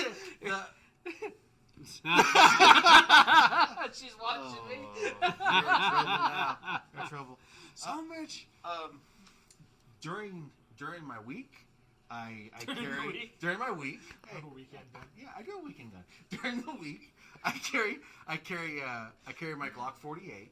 which is technically Ash's, but she don't carry it. But she's a school teacher, which I think she should be able to. That's a whole different story. But, Yeah. So I carry that primarily pistol-wise on me everywhere. My backpack goes with me. My gun's with me. I go everywhere. During the weekend, I carry my SIG 365. I got it on me right now. That's everywhere with me also. Those are my two primary main carries for pistol. Okay. For range gun, I was brought up on 22s, on old Ruger 22s, and I still enjoy 22 shooting. I think it's cheap, and And it's the best when you're shooting suppressed. Yeah, I got to step up my game. That genuinely is a lot of fun. Oh yeah. Especially if you get the right type of ammo. Oh yeah. Oh yeah. But yeah, I love target shooting with my 22s. I do more trick shots with my 22 than I could with like a larger, like just like a 9mm that has a little more recoil. Because I follow up shots, I can be a little quicker on, so I could show off. Wife's all like, "What do you do?" I'm like, look what I did. She don't care. She goes, "I see that trick. You do it in bed too." I don't know. I'm like, whatever. We have to ask how you do that trick in bed. I shoot upside down. This is with my Mark III, but it's more of a my stub airsoft. nose. Yeah. But That's something. I mean, you guys kind of prove a example that I usually give to folks also, because they're like, "Hey, what should I conceal carry or things like that?" And it's like, well, here it should probably be something smaller because it's hot most of the year here. Yeah. So we're wearing clothing that's not big and heavy and things like that. Yep. And anytime I'm asked what I carry, it's like it depends on what location I'm in, what time of year. Yeah, seasons. Yeah, exactly. Yeah. I don't always like to carry inside the waistband, but if I'm up in the mountains or something like that, up in Utah or something like that, and I got a big jacket on over top of it, I will carry my 19X in that outside the waistband holster, and it's still very much concealed. Yeah. I can't wait till wintertime. I carry my Desert Eagle 50 AE. Man, no one knows. and there have been times, but typically, I can still carry Glocks most of the time, 43Xs. Well, I look at it. I have nicer guns. Yes. And if I use a firearm in self-defense, I might not get it back for a while. So I really don't want to use my nicer guns. I do buy, good brand names. I know that will save my life. Yep. But I don't want to use the pretty ones. Use your high point. I think I'm a little bit different than most folks because most folks think exactly like you do. Go to different classes, have some of these conversations. There's like, well, yeah, that's why I have a Glock is because I don't want to shoot them with my Colt or my SIG, right? Because the cops are going to take it. Mm-hmm. Which I mean, it's an okay reason. Depending on the scenario. Oh yeah. Yeah, depending on the scenario, location, and all the lots of factors. If it's the only gun but I mean, I can honestly say I don't usually take that into consideration. Mm-hmm. I mean, obviously, I don't usually carry Cadillac guns with me. What? You know, like the one man spot video where he's staring at the safe and he's thinking like, fuck, which one? There have been times, because I know from my personal preference, a firearm that I just genuinely enjoy shooting at the range or something is a 1911. Okay. And I shoot well with it. Mm-hmm. This is my favorite one. It's my Colt Wiley Clap. Mm-hmm. It's definitely the designs of it are for the professional shooter, I guess you would say, in the sense of like personal protection, not pro competition. Right. Yeah. Right. And I genuinely, really, really just, it's like, man, I enjoy shooting this one. Yeah. And I have concealed carried. I got holsters that I can inside the waistband or outside the waistband. Obviously, season, location, things like that matter. I know there's always the argument based off of, carrying capacity. And it's like, well, carrying capacity only comes into play if you're not a good shot. It could come into play if you're in Fallujah. Right. All right? But typically, in most experiences, a well-placed shot is the most important thing compared, not caliber, not capacity. I mean, with that being said, the difference between why I don't always conceal carry a Glock 43 with 2 extra mags, because realistically, we're looking at 19 rounds if you carry with 1 in the chamber. But that's what 3 mags. Go into the Glock 43X, whether it's MOS or not, you got 10 round capacity, so plus 1 in the chamber. So now I got 21 round capacity with 2 magazines. Right. Now, obviously, it's a little bit longer of a grip. You have to adapt the clothing, and once again, it's a tool, time frame, things like that. So capacity does matter, but it's not the sole factor. Is usually the way I look at it. And I don't view any particular caliber as a man dropper, like I've heard many times in my life. Yeah. A well-placed shot is the most important thing. Right. And that's where training and shot practice. Placement. Yep. And it doesn't have to be training and practice within a class. I love the Mantis X for dry fire training at the house. Does it hit everything that we need practice on? No, but it covers a lot, and it's great feedback. It helps, especially with ammo shortage. Oh, yeah. Oh, yeah. Yeah, I mean, there's so many things that you can be coached up on by something that, usually about $250-ish for the newer one, the X10. The X10, yes. Yeah. But I can tell you right now, $250 in ammo, I will typically go through in about an hour or 2 of doing some legitimate training for myself. And you don't get it back. No. So you at least keep unless you pay the money to Yeah. reload in the time that it takes to reload. And that's not always feasible for most folks. No. But, I mean, there's a lot of good things out there. Is it raining? That time is the wind. No, that's the wind. So that was the other thing, too. We were talking about, like, Mantis X and training. Yeah. We started doing the airsoft stuff last year. Yeah. And we were just actually talking about going out tomorrow because we haven't been, and the weather's been getting good. It's been getting nice with the... I think this started because I said, hey, let's go out Friday. Yeah. And, I don't know where it's going. Yeah. I mean, it's something. What was that old movie where they...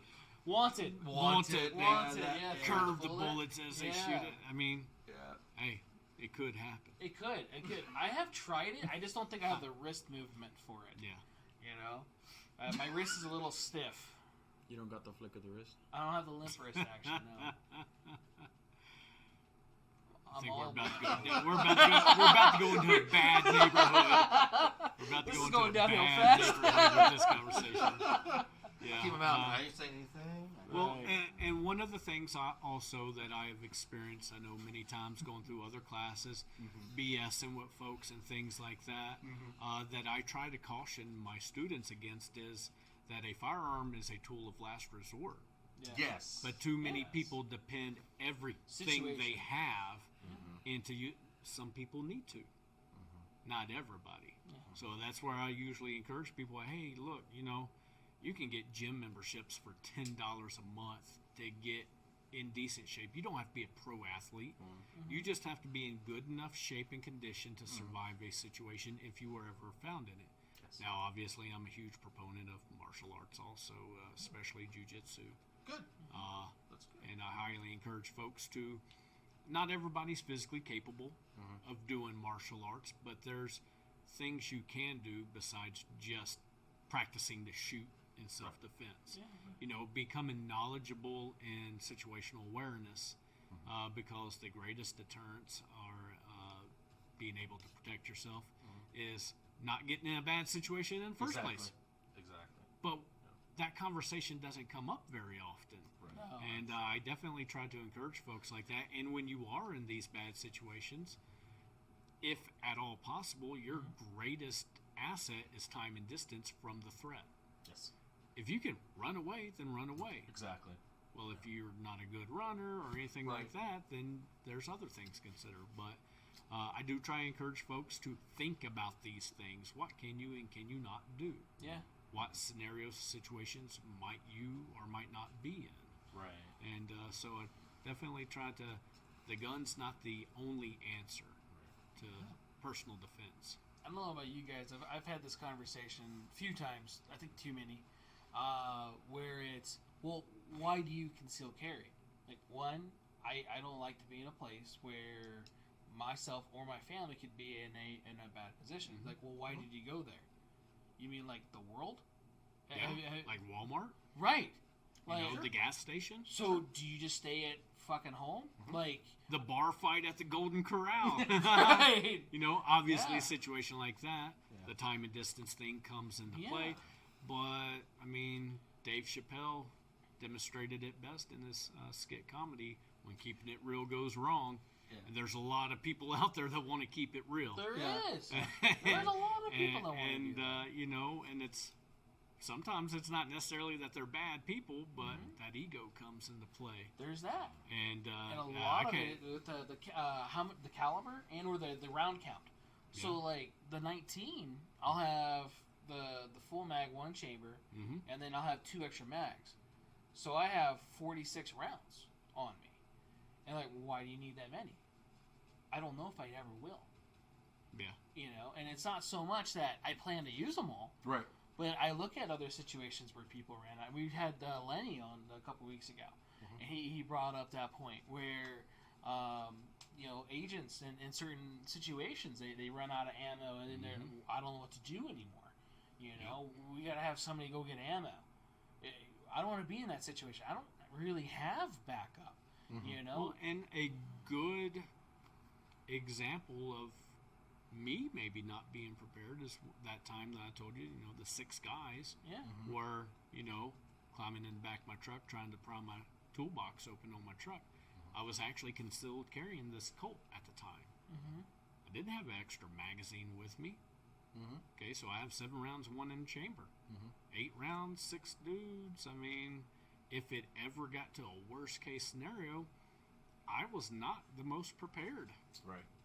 And it didn't dawn on me during the situation, but that ride home with, at the time, my 4-year-old with me in the truck. Wow. She wasn't in the truck when that was happening. She was by my side. Yeah. And it's odd how they find themselves there. Yeah. Every time there's a situation, what's going on? Can I? No, I'm very blessed. I got a very, I'm going knock on wood here. My daughter because she's been raised Yeah. around firearms and the mentality that I have. In that scenario, we were coming out of a store. Mm-hmm. It's like 8:30 on a Saturday morning. Mm-hmm. Crime's not happening then. They Not break into normally. your house at night. Yeah. Crime happens. As I'm getting my pistol out, I tell her, go back inside, tell the lady to call the cops. And even at 4 years old, because we had discussed these things, and this is part of that personal defense stuff that we often overlook, because I'm the alpha male. I'm going to protect my family. They don't need to know anything, or maybe we just neglect it because we don't know. But she went inside, and the lady called 911, and she told the lady that my daddy has a gun. Okay, we're talking about 4-year-old here. Okay, Yeah. so I'm very blessed that she listened, and it wasn't a situation where she would have freaked out because nothing crazy exciting, not lots of sound or fast movements were happening. Right. But for her, she thought, hey, yes, my daddy is the one with the gun. Let the cops know that. Yeah. And as the guys were climbing back into their truck and getting ready to leave, I hear the cops coming. Yeah. And then, of course, how you deal with the Law enforcement. law enforcement on a scene like that is a whole nother conversation that would turn this into a 5-hour podcast. Right. There's a lot of stuff. But there's it's things simple. to consider. Yeah. And, for me, those are things I had thought, gone through training before. People much more intelligent than me imparting their wisdom to me earlier in my life when dealing with those situations. Allowed me to be able to engage with law enforcement in a safe and healthy manner for both of us. Yes. Yeah. And you gotta get the family on board if you got a family. Oh yeah. So even the kids. No, yeah. We had to have several discussions at the house. There's actually to the point to where, like, if you leave your bedroom in the middle of the night, you have to have your door open. I don't know if That's a I hard told you lesson that to story. learn. It was. Not for me. Fuck. So did I tell you that story? No. So I almost shot my kid twice. Woo. Right. Well, that's the thing. I don't sleep well. Which kid? The foster one. I know. Okay. The older one. Probably deserved it. But anyway, so Well, that's why I had to ask. Not his favorite one. Maybe not shot. Sorry. Maybe a good pistol whipping. Right. So I hear a bunch of stuff downstairs, and hey, somebody's downstairs. So grab my gun, start going down. That door I thought was not secured. It is not locked. So yeah, we need to lock that. You got it. So it's been going back and forth this whole time. Like, I wonder if that's locked. All those ghost guns have been walking out. Right. Yeah. It's the wind. Just lock the door. Yeah.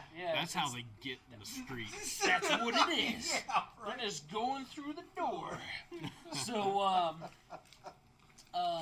hear a ruckus downstairs, and I'm going downstairs, and as I'm looking towards the front door, and I'm going around the corners, and I get down, I'm almost to the bottom of the stairs. Here he's like, hey, it's just me, and my gun's trained right at him. And I'm like, we gotta set new rules. Like, because I look, all the doors are closed. To my knowledge, there was somebody else that did not belong in my house downstairs. And, because they're not going to let you know, hey, by the way, I'm just going to borrow sugar, I'm just here for some eggs. I'm making an omelet.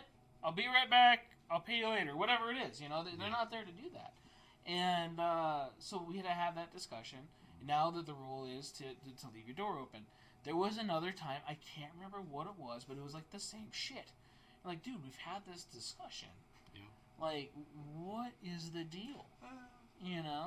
Be singing a song or something so I know it's safe. In Yeah, the middle of the yeah, night. something that lets me know that it's you. Go creep you out at night. Tiptoe through the window. You're like, no. If he starts really tiny, Tim, yeah, I'm shooting it. I got a suppressor. So, on it. something probably more appropriate would be Barbie Girl or something like that for him. Jared, are you wrong? No, yeah. But that's the thing. I don't want anybody's kid to do that, and you should make sure that your family's aware. And Yeah.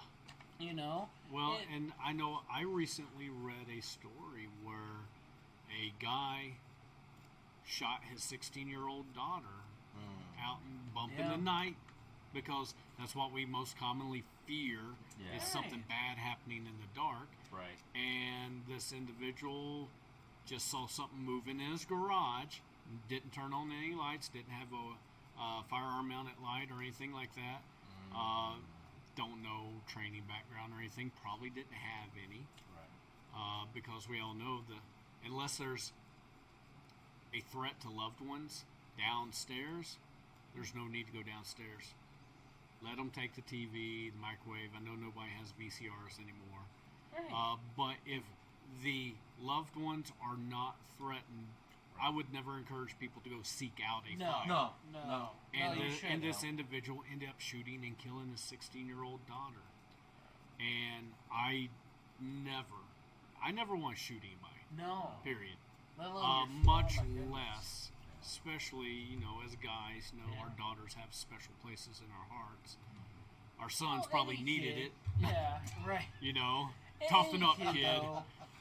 But in general, if a kid were to break in your, But yes. Right. And I try to encourage folks all the time is that, okay, that hell that man will live through for the rest of his life. For the rest of your life. Put yourself in his shoes after the fact. Yeah. Think about how you would feel if you were living his life right now. Recognize how you feel and you're not living through it. And then make decisions and get training. Just start basing your decisions on that you never want to make that mistake. Right. Learn from other people's mistakes. Don't repeat them. Sure. And it's and the best way to do that is to try and put yourself in their shoes. And it's I get sick at my gut when I think that I might have been that person if I hadn't educated myself, gotten education through other professionals, trained. Think about it. Thinking about those scenarios of what could happen is part of training. Because if you don't contemplate situations, then you're going to be presented with a situation that you don't know how to deal with. Yeah. So, You should I don't want to sound all doom and gloom and that the focus of your life should be all around personal protection and firearms defense. It shouldn't. But to the degree you want it to matter in your life is the degree of education training that you should dedicate to that. Set your priorities. I'll never be able to set your priorities for you because we live different lives. We have different paths. And, and that's something that, try to steer away from. Well, you absolutely should ban all family members from going downstairs if it's between this hour and this hour of the night. That's what that. That would be it's silly. Just like, a little different heads up type thing or whatever. Yeah. And definitely don't encourage looking for it. And it was one of those things he didn't know. Ignorance. Well, there's that. Came into play for that individual. And that probably was the thing. It was ignorance on me too, not to go over it first too, because you just came here and we just adopted him, and it wasn't really anything really on him. I think it mostly fell on me. Yeah. The head of the household. You mean responsibility? Responsibility. And you accepted that? I'm accepting it. It's your right to go point a gun around in your house. That's your house, right, America? But no, but no, that's a perfect example of recognizing, taking the responsibility, because obviously you had those conversations afterwards. We had to, and it wasn't so much just for that. It was just, okay, I want to make sure everybody in this house is safe. I don't want to have to, like you said, use it. Yeah. Period. Let alone on something I don't need to. And I definitely, that'd be traumatizing. No matter what kid it is, and or who's it is. And again, even if it's not even your kid, it's some kid breaking in your house or whatever it is. You're still not gonna feel good at the end of it.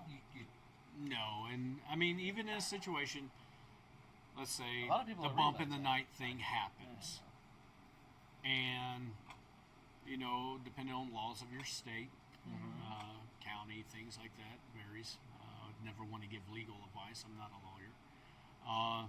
Situations like that, I've thought about that scenario. Maybe it's that 16, 15-year-old kid that, once again, I can place myself in his shoes. Maybe he comes from a poor family, and this is him just trying to, maybe he's literally breaking in to find something to eat. Maybe he is wanting to steal something quick and easy to pawn to get something to eat. There's tons of crime due to economic situations, and that I would never consider these people bad people that deserve to be shot. Right. Now, those people exist, but I would imagine that in the vast majority of situations where it's petty crime or somebody simply B&E trying to steal a computer or a laptop off of a desk downstairs or in the room of the house, that it's more likely, because of their environment, what they were brought up in, and they don't know the options that they have in life, and that's all they know, so that's what they do. Sure. And I've fallen victim to crimes where people have stolen from me, and it's like, okay, well, I made a mistake of not securing my wallet in a locker. I left it in my gym bag. Wow. Type of scenario, because I was careless. I fell victim to being apathetic about the potential, because where I was at, I figured it was, I ain't got nothing to worry about here. Right. Right. People who come to the gym, they're here to work out. They're not here to go through my wallet. No. Now, also something I considered after that event happened to me was, man, I'm glad that I wasn't so lax in my judgment that I put my concealed carry in my gym bag. I didn't have it with me that day. Typically, if I do have it, it definitely goes in a locker. Right. But what if I wasn't thinking about it that day, and it's just going to go in my gym bag? It's fine. Right. Yeah. Well, now I've just enabled something because I wasn't practicing responsibility of securing my firearm, and an unauthorized person had access to it. So I was thankful that I only had $170 out of my wallet stolen. Yeah. And that, they left other stuff in my wallet alone. Right. So I'm like, this was definitely a crime of economics for this individual. Not necessarily probably anything of ill intent towards me or to cause chaos or anything like that. But it's like, okay, yeah, I'm mad at myself. I wasn't even mad at the person who stole at me. I was mad at myself because I fell into the trap of being careless. Right. And I paid the price. Yeah. I get it. Yeah. So, That was a hefty but price. that not in the grand scheme of things. That's a very small price, because I can go and earn more money.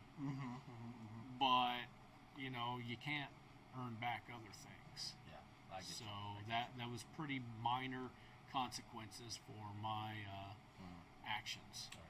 So, and at least that's the way I look at it. Yeah. But, those situations probably going on a very long time too. No, yeah. It's almost 9 o'clock. No, you're good. Oh, I was just you're seeing comments from, it looks like it's from Instagram and stuff too. And there was a question earlier for you about how you would, or what do you advise, or can you give advice on somebody that carries a gun but is afraid to carry one in the chamber? That's real. Yeah. Yeah? Yeah. When I first started concealed carrying, I was terrified of it. Because accidents happen. Can I trust this firearm? Right. Appendix carry. Transitioning from on the hip to appendix carry. Guys probably worry about that way more for obvious reasons than a woman would. I just can't appendix carry anyway. For the belly issues? It's for somebody who doesn't carry with one in the chamber. I highly encourage that you do. But there's factors you got to take in consideration. $20 holster off Amazon Prime probably is not the holster you want to carry with one in the chamber. There's several factors. Your comfort is the primary one. Right. But you know, Yeah. getting decent quality. Do you have to buy the high-speed gear and all the popular stuff? No, you need to purchase what works. Yeah. And there's plenty of affordable options out there in the $40, $50 price range for holsters that would provide the protection of the trigger guard Yes. and things like that, so that if you have one in the chamber, that trigger's not going to accidentally get pressed when you eat one too many steaks at the Golden Corral. Yeah. Things like that. But I would say you would have to practice. Yeah. Walk around your house with your concealed carry with one in the chamber. And recognize, and for me, I had to recognize that my training, my thought pattern, and things like that was the most important factor for carrying with one in the chamber or not. Okay? I have to be comfortable. You'll get more comfortable with training. Right. But that doesn't mean you have to pay for a class. You know, like I said, I would encourage somebody that, you know what? Walk around your house with your concealed carry. With one in the chamber, do simple tasks. You know, maybe bending over to put your shoes on is a little more complicated than what you're comfortable with, then don't do it. If going and making a sandwich in the kitchen is as comfortable as you can be doing other tasks, then let that be that and grow. Yeah. Baby steps. It's fine. There's a lot of bro code talk and gun bro stuff where, oh, why would you ever do that? You know, you're guaranteed you're not going to live through a situation. No. Nothing in that scenario is absolute, so I would definitely encourage people to practice in a safe environment and understand that your equipment and your gear at that point plays more of a critical factor because you have one in the chamber, and there is a level of danger because if that trigger accidentally gets pulled, hit, bump, now you got to consider what type of firearm do you have.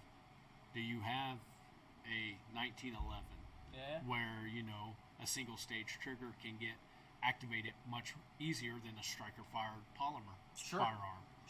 So there's lots of things to consider, but the practice and getting comfortable is a huge factor, and then having gear that's safe. Oh yeah, for sure. Yeah, holsters for the big thing. How you dress. There's a lot of the guys that ND or negligently discharge or accidentally discharge because of the way that their holster is, or the age of the holster, or whatever. I mean, while Kydex is not the most comfortable for concealed carry, I would have to say quality Kydex, you know, a thicker material, is probably the safest, not only for things like negligent discharges, but also for retention. You know, there's a lot of quality products out there, a lot of custom stuff. And I'm going to throw a plug out there real quick for Heart Punch Munitions. He's got my holster ready, and I'm super excited to get that. I don't know if I'll pick it up from him at the next gun show or if he's going to mail it to me, but I've looked at his materials. He uses very high quality materials, and I would encourage folks to check out his Instagram page and his Facebook, or I don't know if he has Facebook, but his web page and such, because I'm excited to try one of these. He's done me one for an outside the waistband for like your battle belt setup for my Glock 17. And I'm super excited to get my hands on it, try it out. I have not thrown much on Instagram of me personally. It's mostly just advertising for the business and then motivational, inspirational quotes, things to make people think. But that'll probably be the first thing I throw on my Instagram that is of me actually using some gear. Will probably be that holster.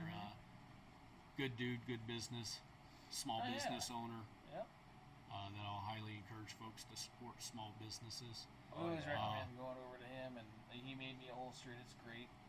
Something that we lack in our society is supporting each other, especially in small business. And that's why I encourage folks, hey, don't get training through me. Seek out other folks, because I'll probably be seeking them out with you too. You know, because I want the community to flourish and prosper. Well, like gun stores out here, there's a whole bunch of them, but they all don't really collaborate with each other. It's all business. Yeah. It's not about promoting the community and No. things like that and supporting each other. And I we- don't have to be the richest guy on the street. No. And that's the thing, like here, we don't carry everything. Nobody really does. No. You can't. You know, if you can, awesome. But Mom and pop stores don't have that type of capital. No, to have pallets and pallets of ammo and guns and and different things stuff, like that. right? And so you know, it's for us. We definitely recommend, you know, sometimes another store if I can't get it.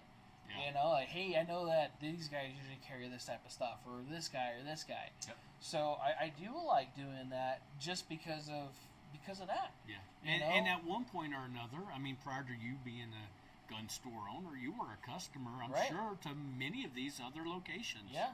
I've been a customer to many of locations throughout the valley here, and the ones that I've had good experiences with, good customer service, huge thing. You know, prices, I'll pay a little bit more personally if I'm going to a place that I know. Not only if they're treating me well, and I'm nobody special, Right. then I'm pretty sure they're treating other folks who come through that door well too, and I can support that all day long. Yeah. You know, maybe I don't have enough money to purchase a new firearm from you, but you know, I got some new hearing protection, or I bought a box of ammo. Sure. I'll support the best I can, and that's usually why I encourage a lot of folks to do is, Yeah. you know, we're out here all just living the human existence, trying to Right. live the good life for each other, and yeah, if I got a little extra, I'll use it to help support other folks, definitely. Right. So definitely like that. As we were touched on the gun stuff, training. We were working on May's calendar a May's little bit. calendar. Mm-hmm. Right now, I know the class that was going to be for the 21st, we're going to turn into trying to shoot a promotional video Okay. day. Okay. The 14th is another defensive shooting class. Okay. And I do know that threw it out there Mother's Day weekend, the 7th, may be doing a basic pistol class. Okay. More importantly, and I almost forgot this is probably the most important. Mm-hmm. May the 6th, that Friday night, we are doing a free new shooter seminar here at the shop. Yeah. That's right, Completely yeah. free. I've had folks hit me up on Instagram. It's like, is this free or did you just put that on the post? And I'm like, no, it's free, man. Free. Yeah, Free. it's free in all languages. Right. But Frio. something, Bring up that. El Frio. something that I'm also wanting to do that I just night. got that right now. Basically, when folks come in that night, I'm going to be giving away a Pelican Vault case. Okay. Handgun size, not full rifle size. Oh. But I need one. but everybody who shows up that night, you know, like I said, it's all free. And I don't think we're going to cap a capacity at all. No. It's only going to be about 45-minute to an hour seminar, plus any questions folks have concerning things like, hey, what would you say to convince me to carry one in the chamber? We'll have those conversations for as long as folks want to talk about it. From the midnight oil if we have to, I guess. But that's because we want to promote this responsible mentality, get new firearms owners out there to help understand without, hey, you don't have to give up a lot of time or any money in this situation, and we're going to put names in a hat and draw a name out, and somebody's going to go home with a nice Pelican case to practice securing their firearms. Yeah. You know, it's a lockable heavy-duty case, so super excited about that. Might even get froggy and give away a trauma kit too that night. Ooh. So, Okay. you know, if we get enough folks in here, that's a whole nother podcast, which we've kind of already done a video on about the trauma kits themselves. But it's an aspect of firearm ownership that I believe in, and it doesn't take a whole lot of training to learn how to use a tourniquet and simple gauze and Israeli bandages, things like that. But that's a whole nother avenue of responsible firearm ownership. You do have to use it right though, and there Don't is- put it around your neck. No. Yeah. You're shot in the neck. Even if your wife tells you to, don't do it. Yes. It's a trap. It's a trap. But, hopefully. So he stops breathing. Okay. I can't read the time on it. I'm starting to pass out. Sorry. Being married, I know how my wife feels. She'd be like, yeah. So, yeah, you know, and once again, it's all about promoting the whole responsible gun ownership and painting a positive image of the culture. I think you're in that class. She'll need to take this class. Yeah, I mean, We've been trying to have stop the bleed classes here. yeah. Yeah, but she likes I mean, the police sometimes. It's like, It would have helped that one time I cut my thumb off in front of you guys. that was talented. I thought it was a That magic was. trick. I thought you're like, look. I'm like, yes! It's detachable. So I did get a comment on that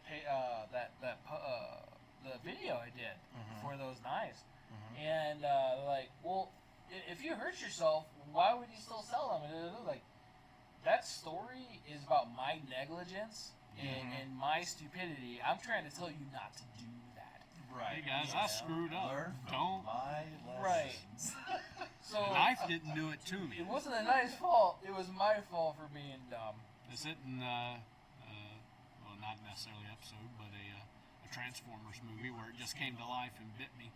Yeah. Right. Well, there's people up in certain states and parts of this country think that happens. So, Transformers? I'll leave it at that. I- no. I've been exposed to some pretty impressive technology, and I'm not willing to accept that yet. Oh. Good to know. Yet. So, yeah. So we got those classes coming up. We're looking at stuff for the summer, but I think I think it depends on weather. June. I think we're still going to press with June. Okay.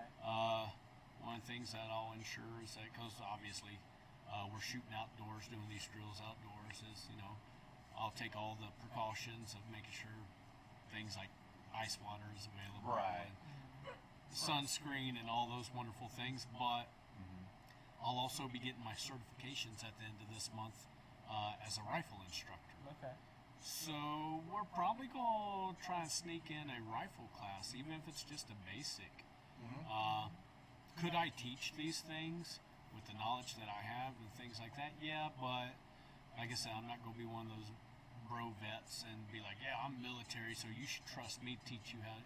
No, I'm paying, and I'm not getting anything for free, and I'm getting civilian certifications and such. To add credibility to show that, hey, I've passed some tests. I've gone through these. So we'll probably try and at least get one rifle class in June. Yeah. And hopefully at the end of summer, as the weather tapers off, we probably won't do anything in July. August to be questionable, because those are really the hottest months here. I mean, if folks want it, I'll do it. I'm accustomed to being out in that heat for extended periods of time, Sure. wearing lots of gear and such. But it's one of those things that might actually be bringing on another instructor or two at the end of the summer. That's what my going next into question the I was going to fall. ask you. Is it only you in your class? Right now, yes. Very, grassroots. The webpage is up and running, and I have to hire a professional to kind of really finish it off, where students can register through the website for a class, but nobody can pay or anything like that. So I'm slow growing things. Want to make sure I provide the quality that every student deserves in this. I try to have the mentality that each student, whether it's one person in class or 10 people in class, I'll treat each and every class and every student as if they just paid me $1 million to attend this 4 to 6 hour class. Yeah. Because if I can't stay true to why I started doing this, then it's not going to be successful, and people aren't going to want to seek me out for training. So the money part, yeah, the business has to be able to survive, and I have to be able to pay the bills. But I'm genuinely doing all this because I feel like it's important. Yeah. So, I hear that. and I get that personal satisfaction out of teaching. I learn a lot from students. They may not always realize that, but they open up my mind and to scenarios, You see ways of thinking. Yeah. It's like, I never had that attitude towards you, but yeah, I can understand how, coming from this type of background, you would. So or reacting to certain things. yeah, Like, I "Oh, genuinely what the get a heck is lot out of the students, way more than what they think they're giving me, and so it may not be fiscal gain, but it's valuable knowledge and perspective that I'm definitely gaining from the students, and they're helping. Each class helps make me that much better of an instructor for each and every one. So I try to always pass that knowledge and experiences along, both the failures that I've made along the way and the good stuff. So. Awesome. Do you have a couple questions? One I've been trying to. We had a viewer Trying to decipher it. Well, he asked a question that says "my driveway?" question mark. I asked to elaborate. I haven't heard anything back, so I don't know if My driveway? Yeah, my driveway. So I think it was when you were talking about the tool truck or the toolbox in the truck. But I think he was asking about in his driveway. If you, I mean, I guess I'm going to put a lot of assumption on that. Right. If something's That's going why I on wanted in the your operation. driveway Yeah. happening, once again, I'm not a lawyer. Right. I do would know definitely see- Nevada has castle doctrine. Yep. I'm not going to go into a huge explanation of my understanding of that, because my understanding may not be the absolute. Exactly. Yeah.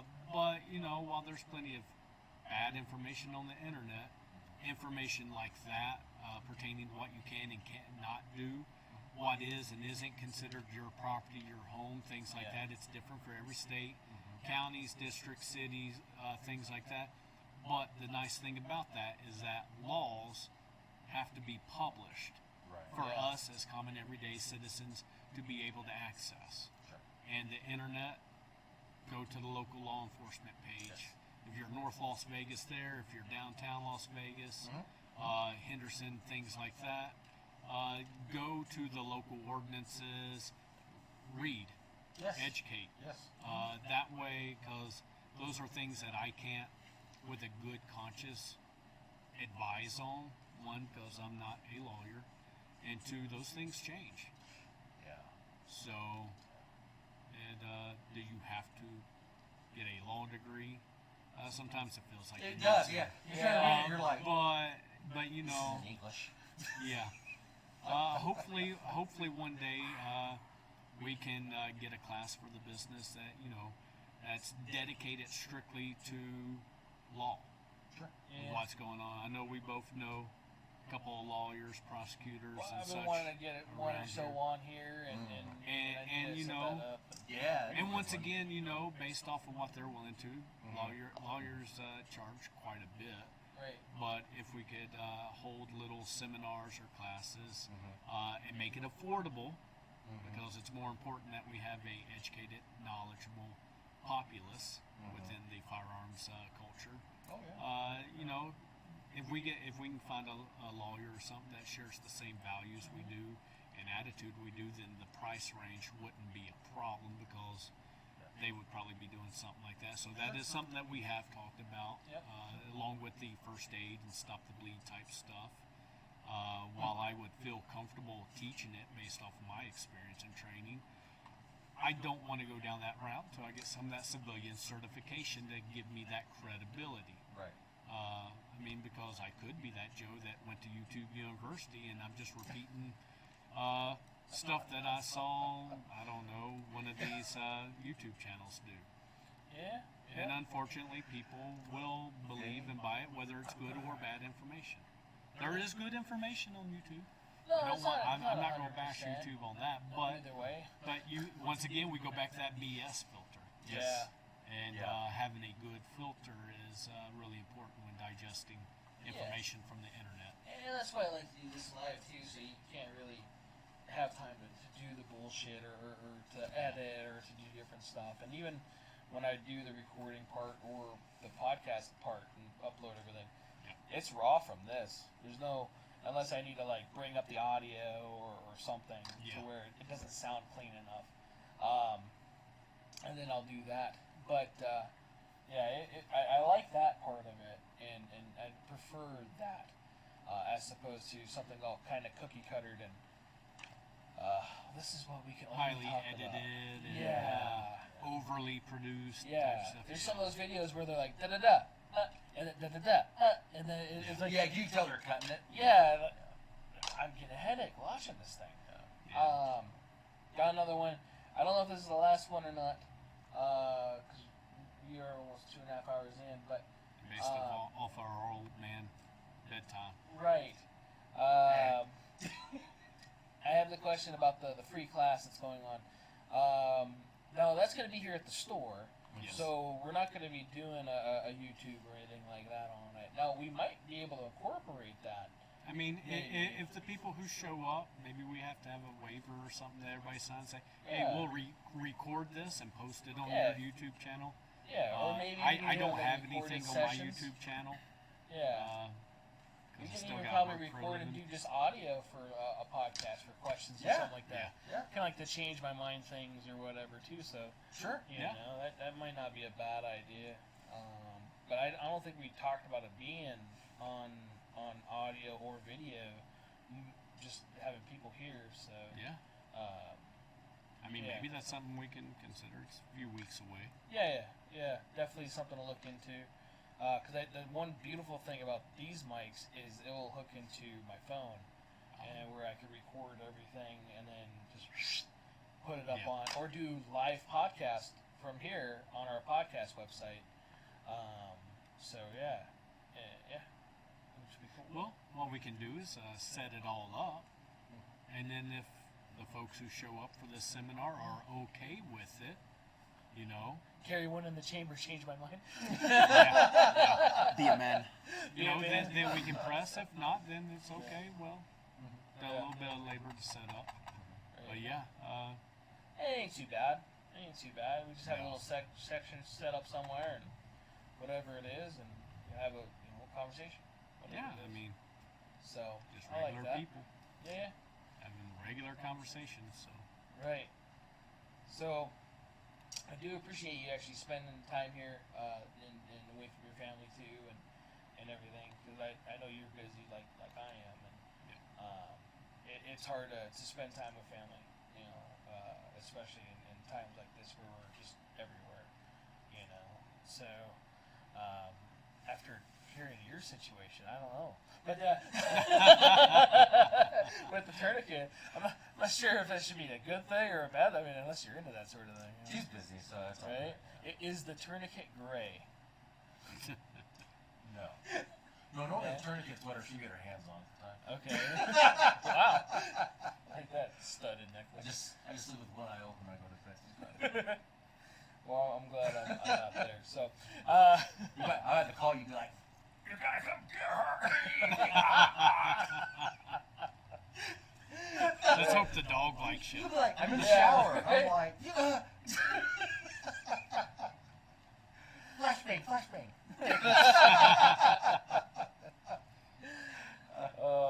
So yeah, sorry about that. But you know, maybe it's a little exciting. You know, keeps you on your toes. Yeah. Spice in the marriage. Yeah. Right.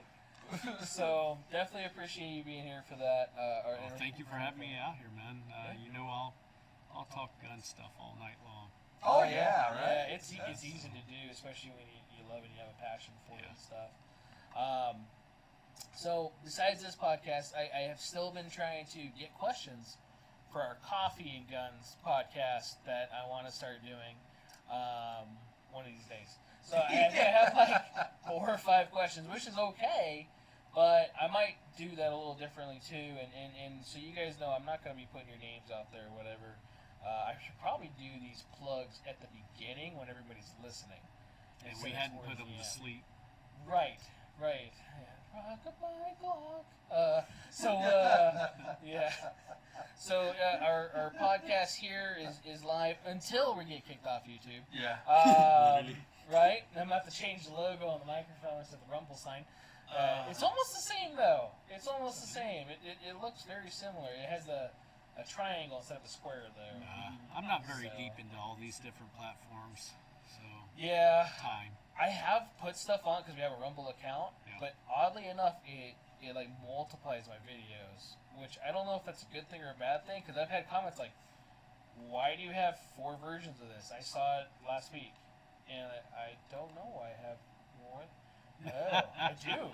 That's awkward. So it's probably a setting I did on there. Not the most tech savvy. It's the Mogwai style. The Mogwai. Yes. Yeah, Don't definitely. get them wet. Don't play with it after midnight. Yeah, it turns into a fucking gremlin. So, still talking about computers, by the way. Yes. So, just to make sure, you can fact check that one. So, I don't want to know what fact checkers are going to find. Me neither.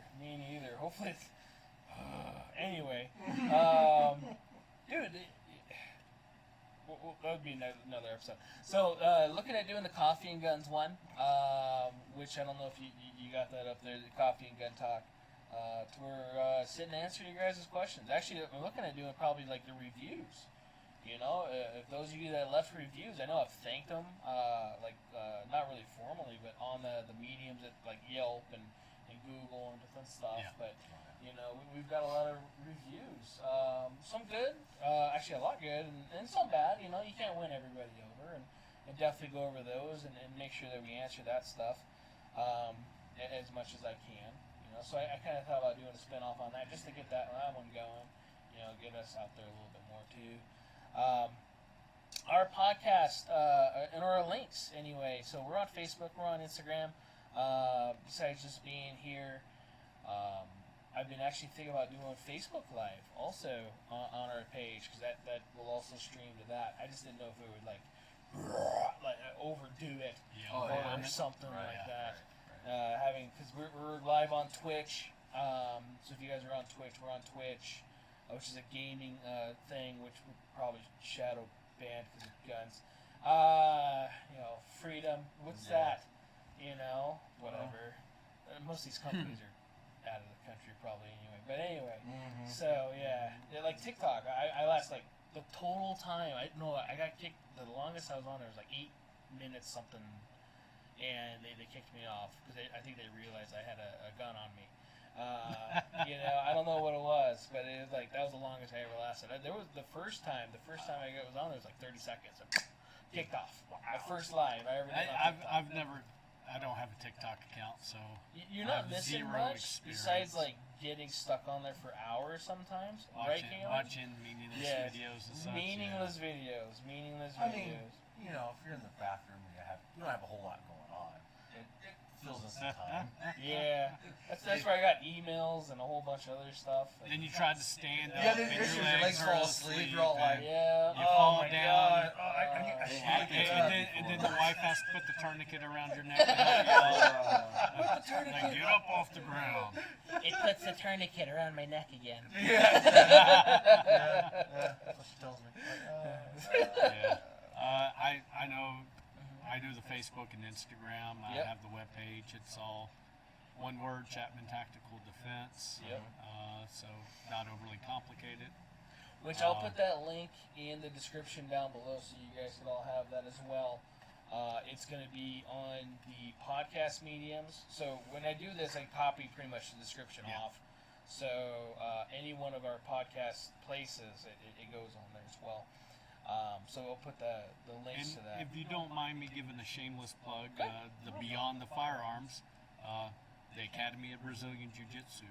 That's where I train at. Okay. Wonderful coach, Antonio Lopez. Great family environment. It feels repping very the shirt. Yeah, repping the shirt tonight, promoting small business still. But it's a great environment.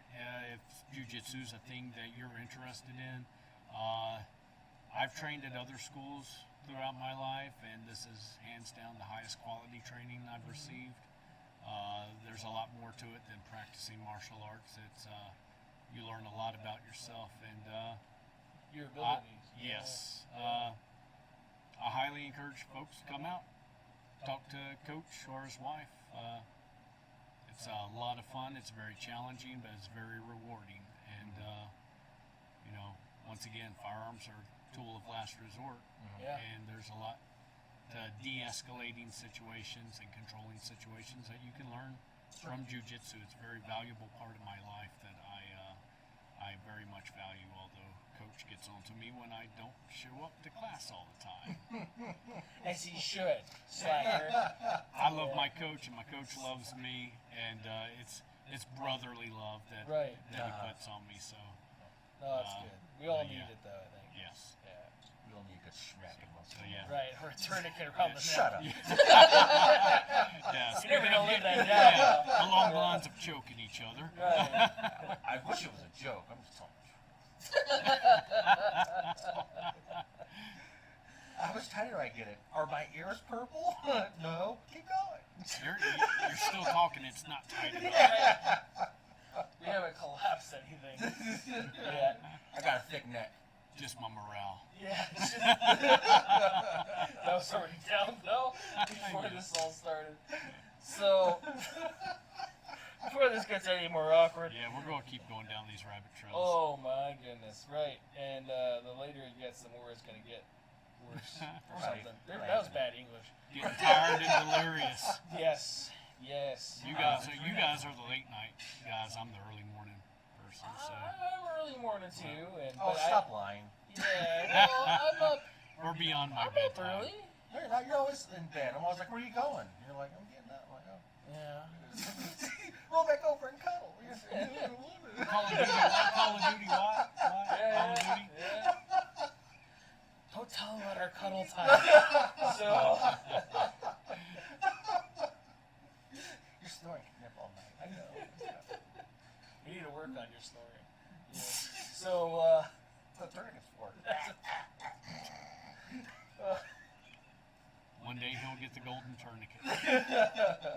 The Damascus one. yeah. So, on that bombshell,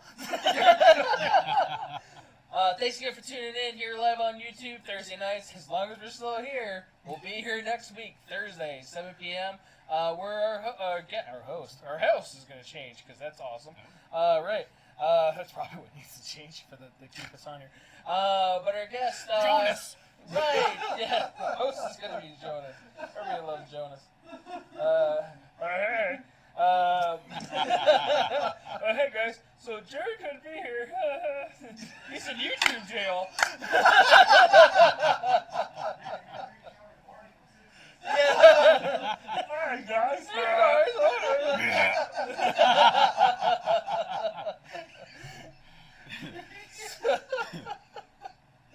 Alright, like I already warned this was gonna fucking happen. So,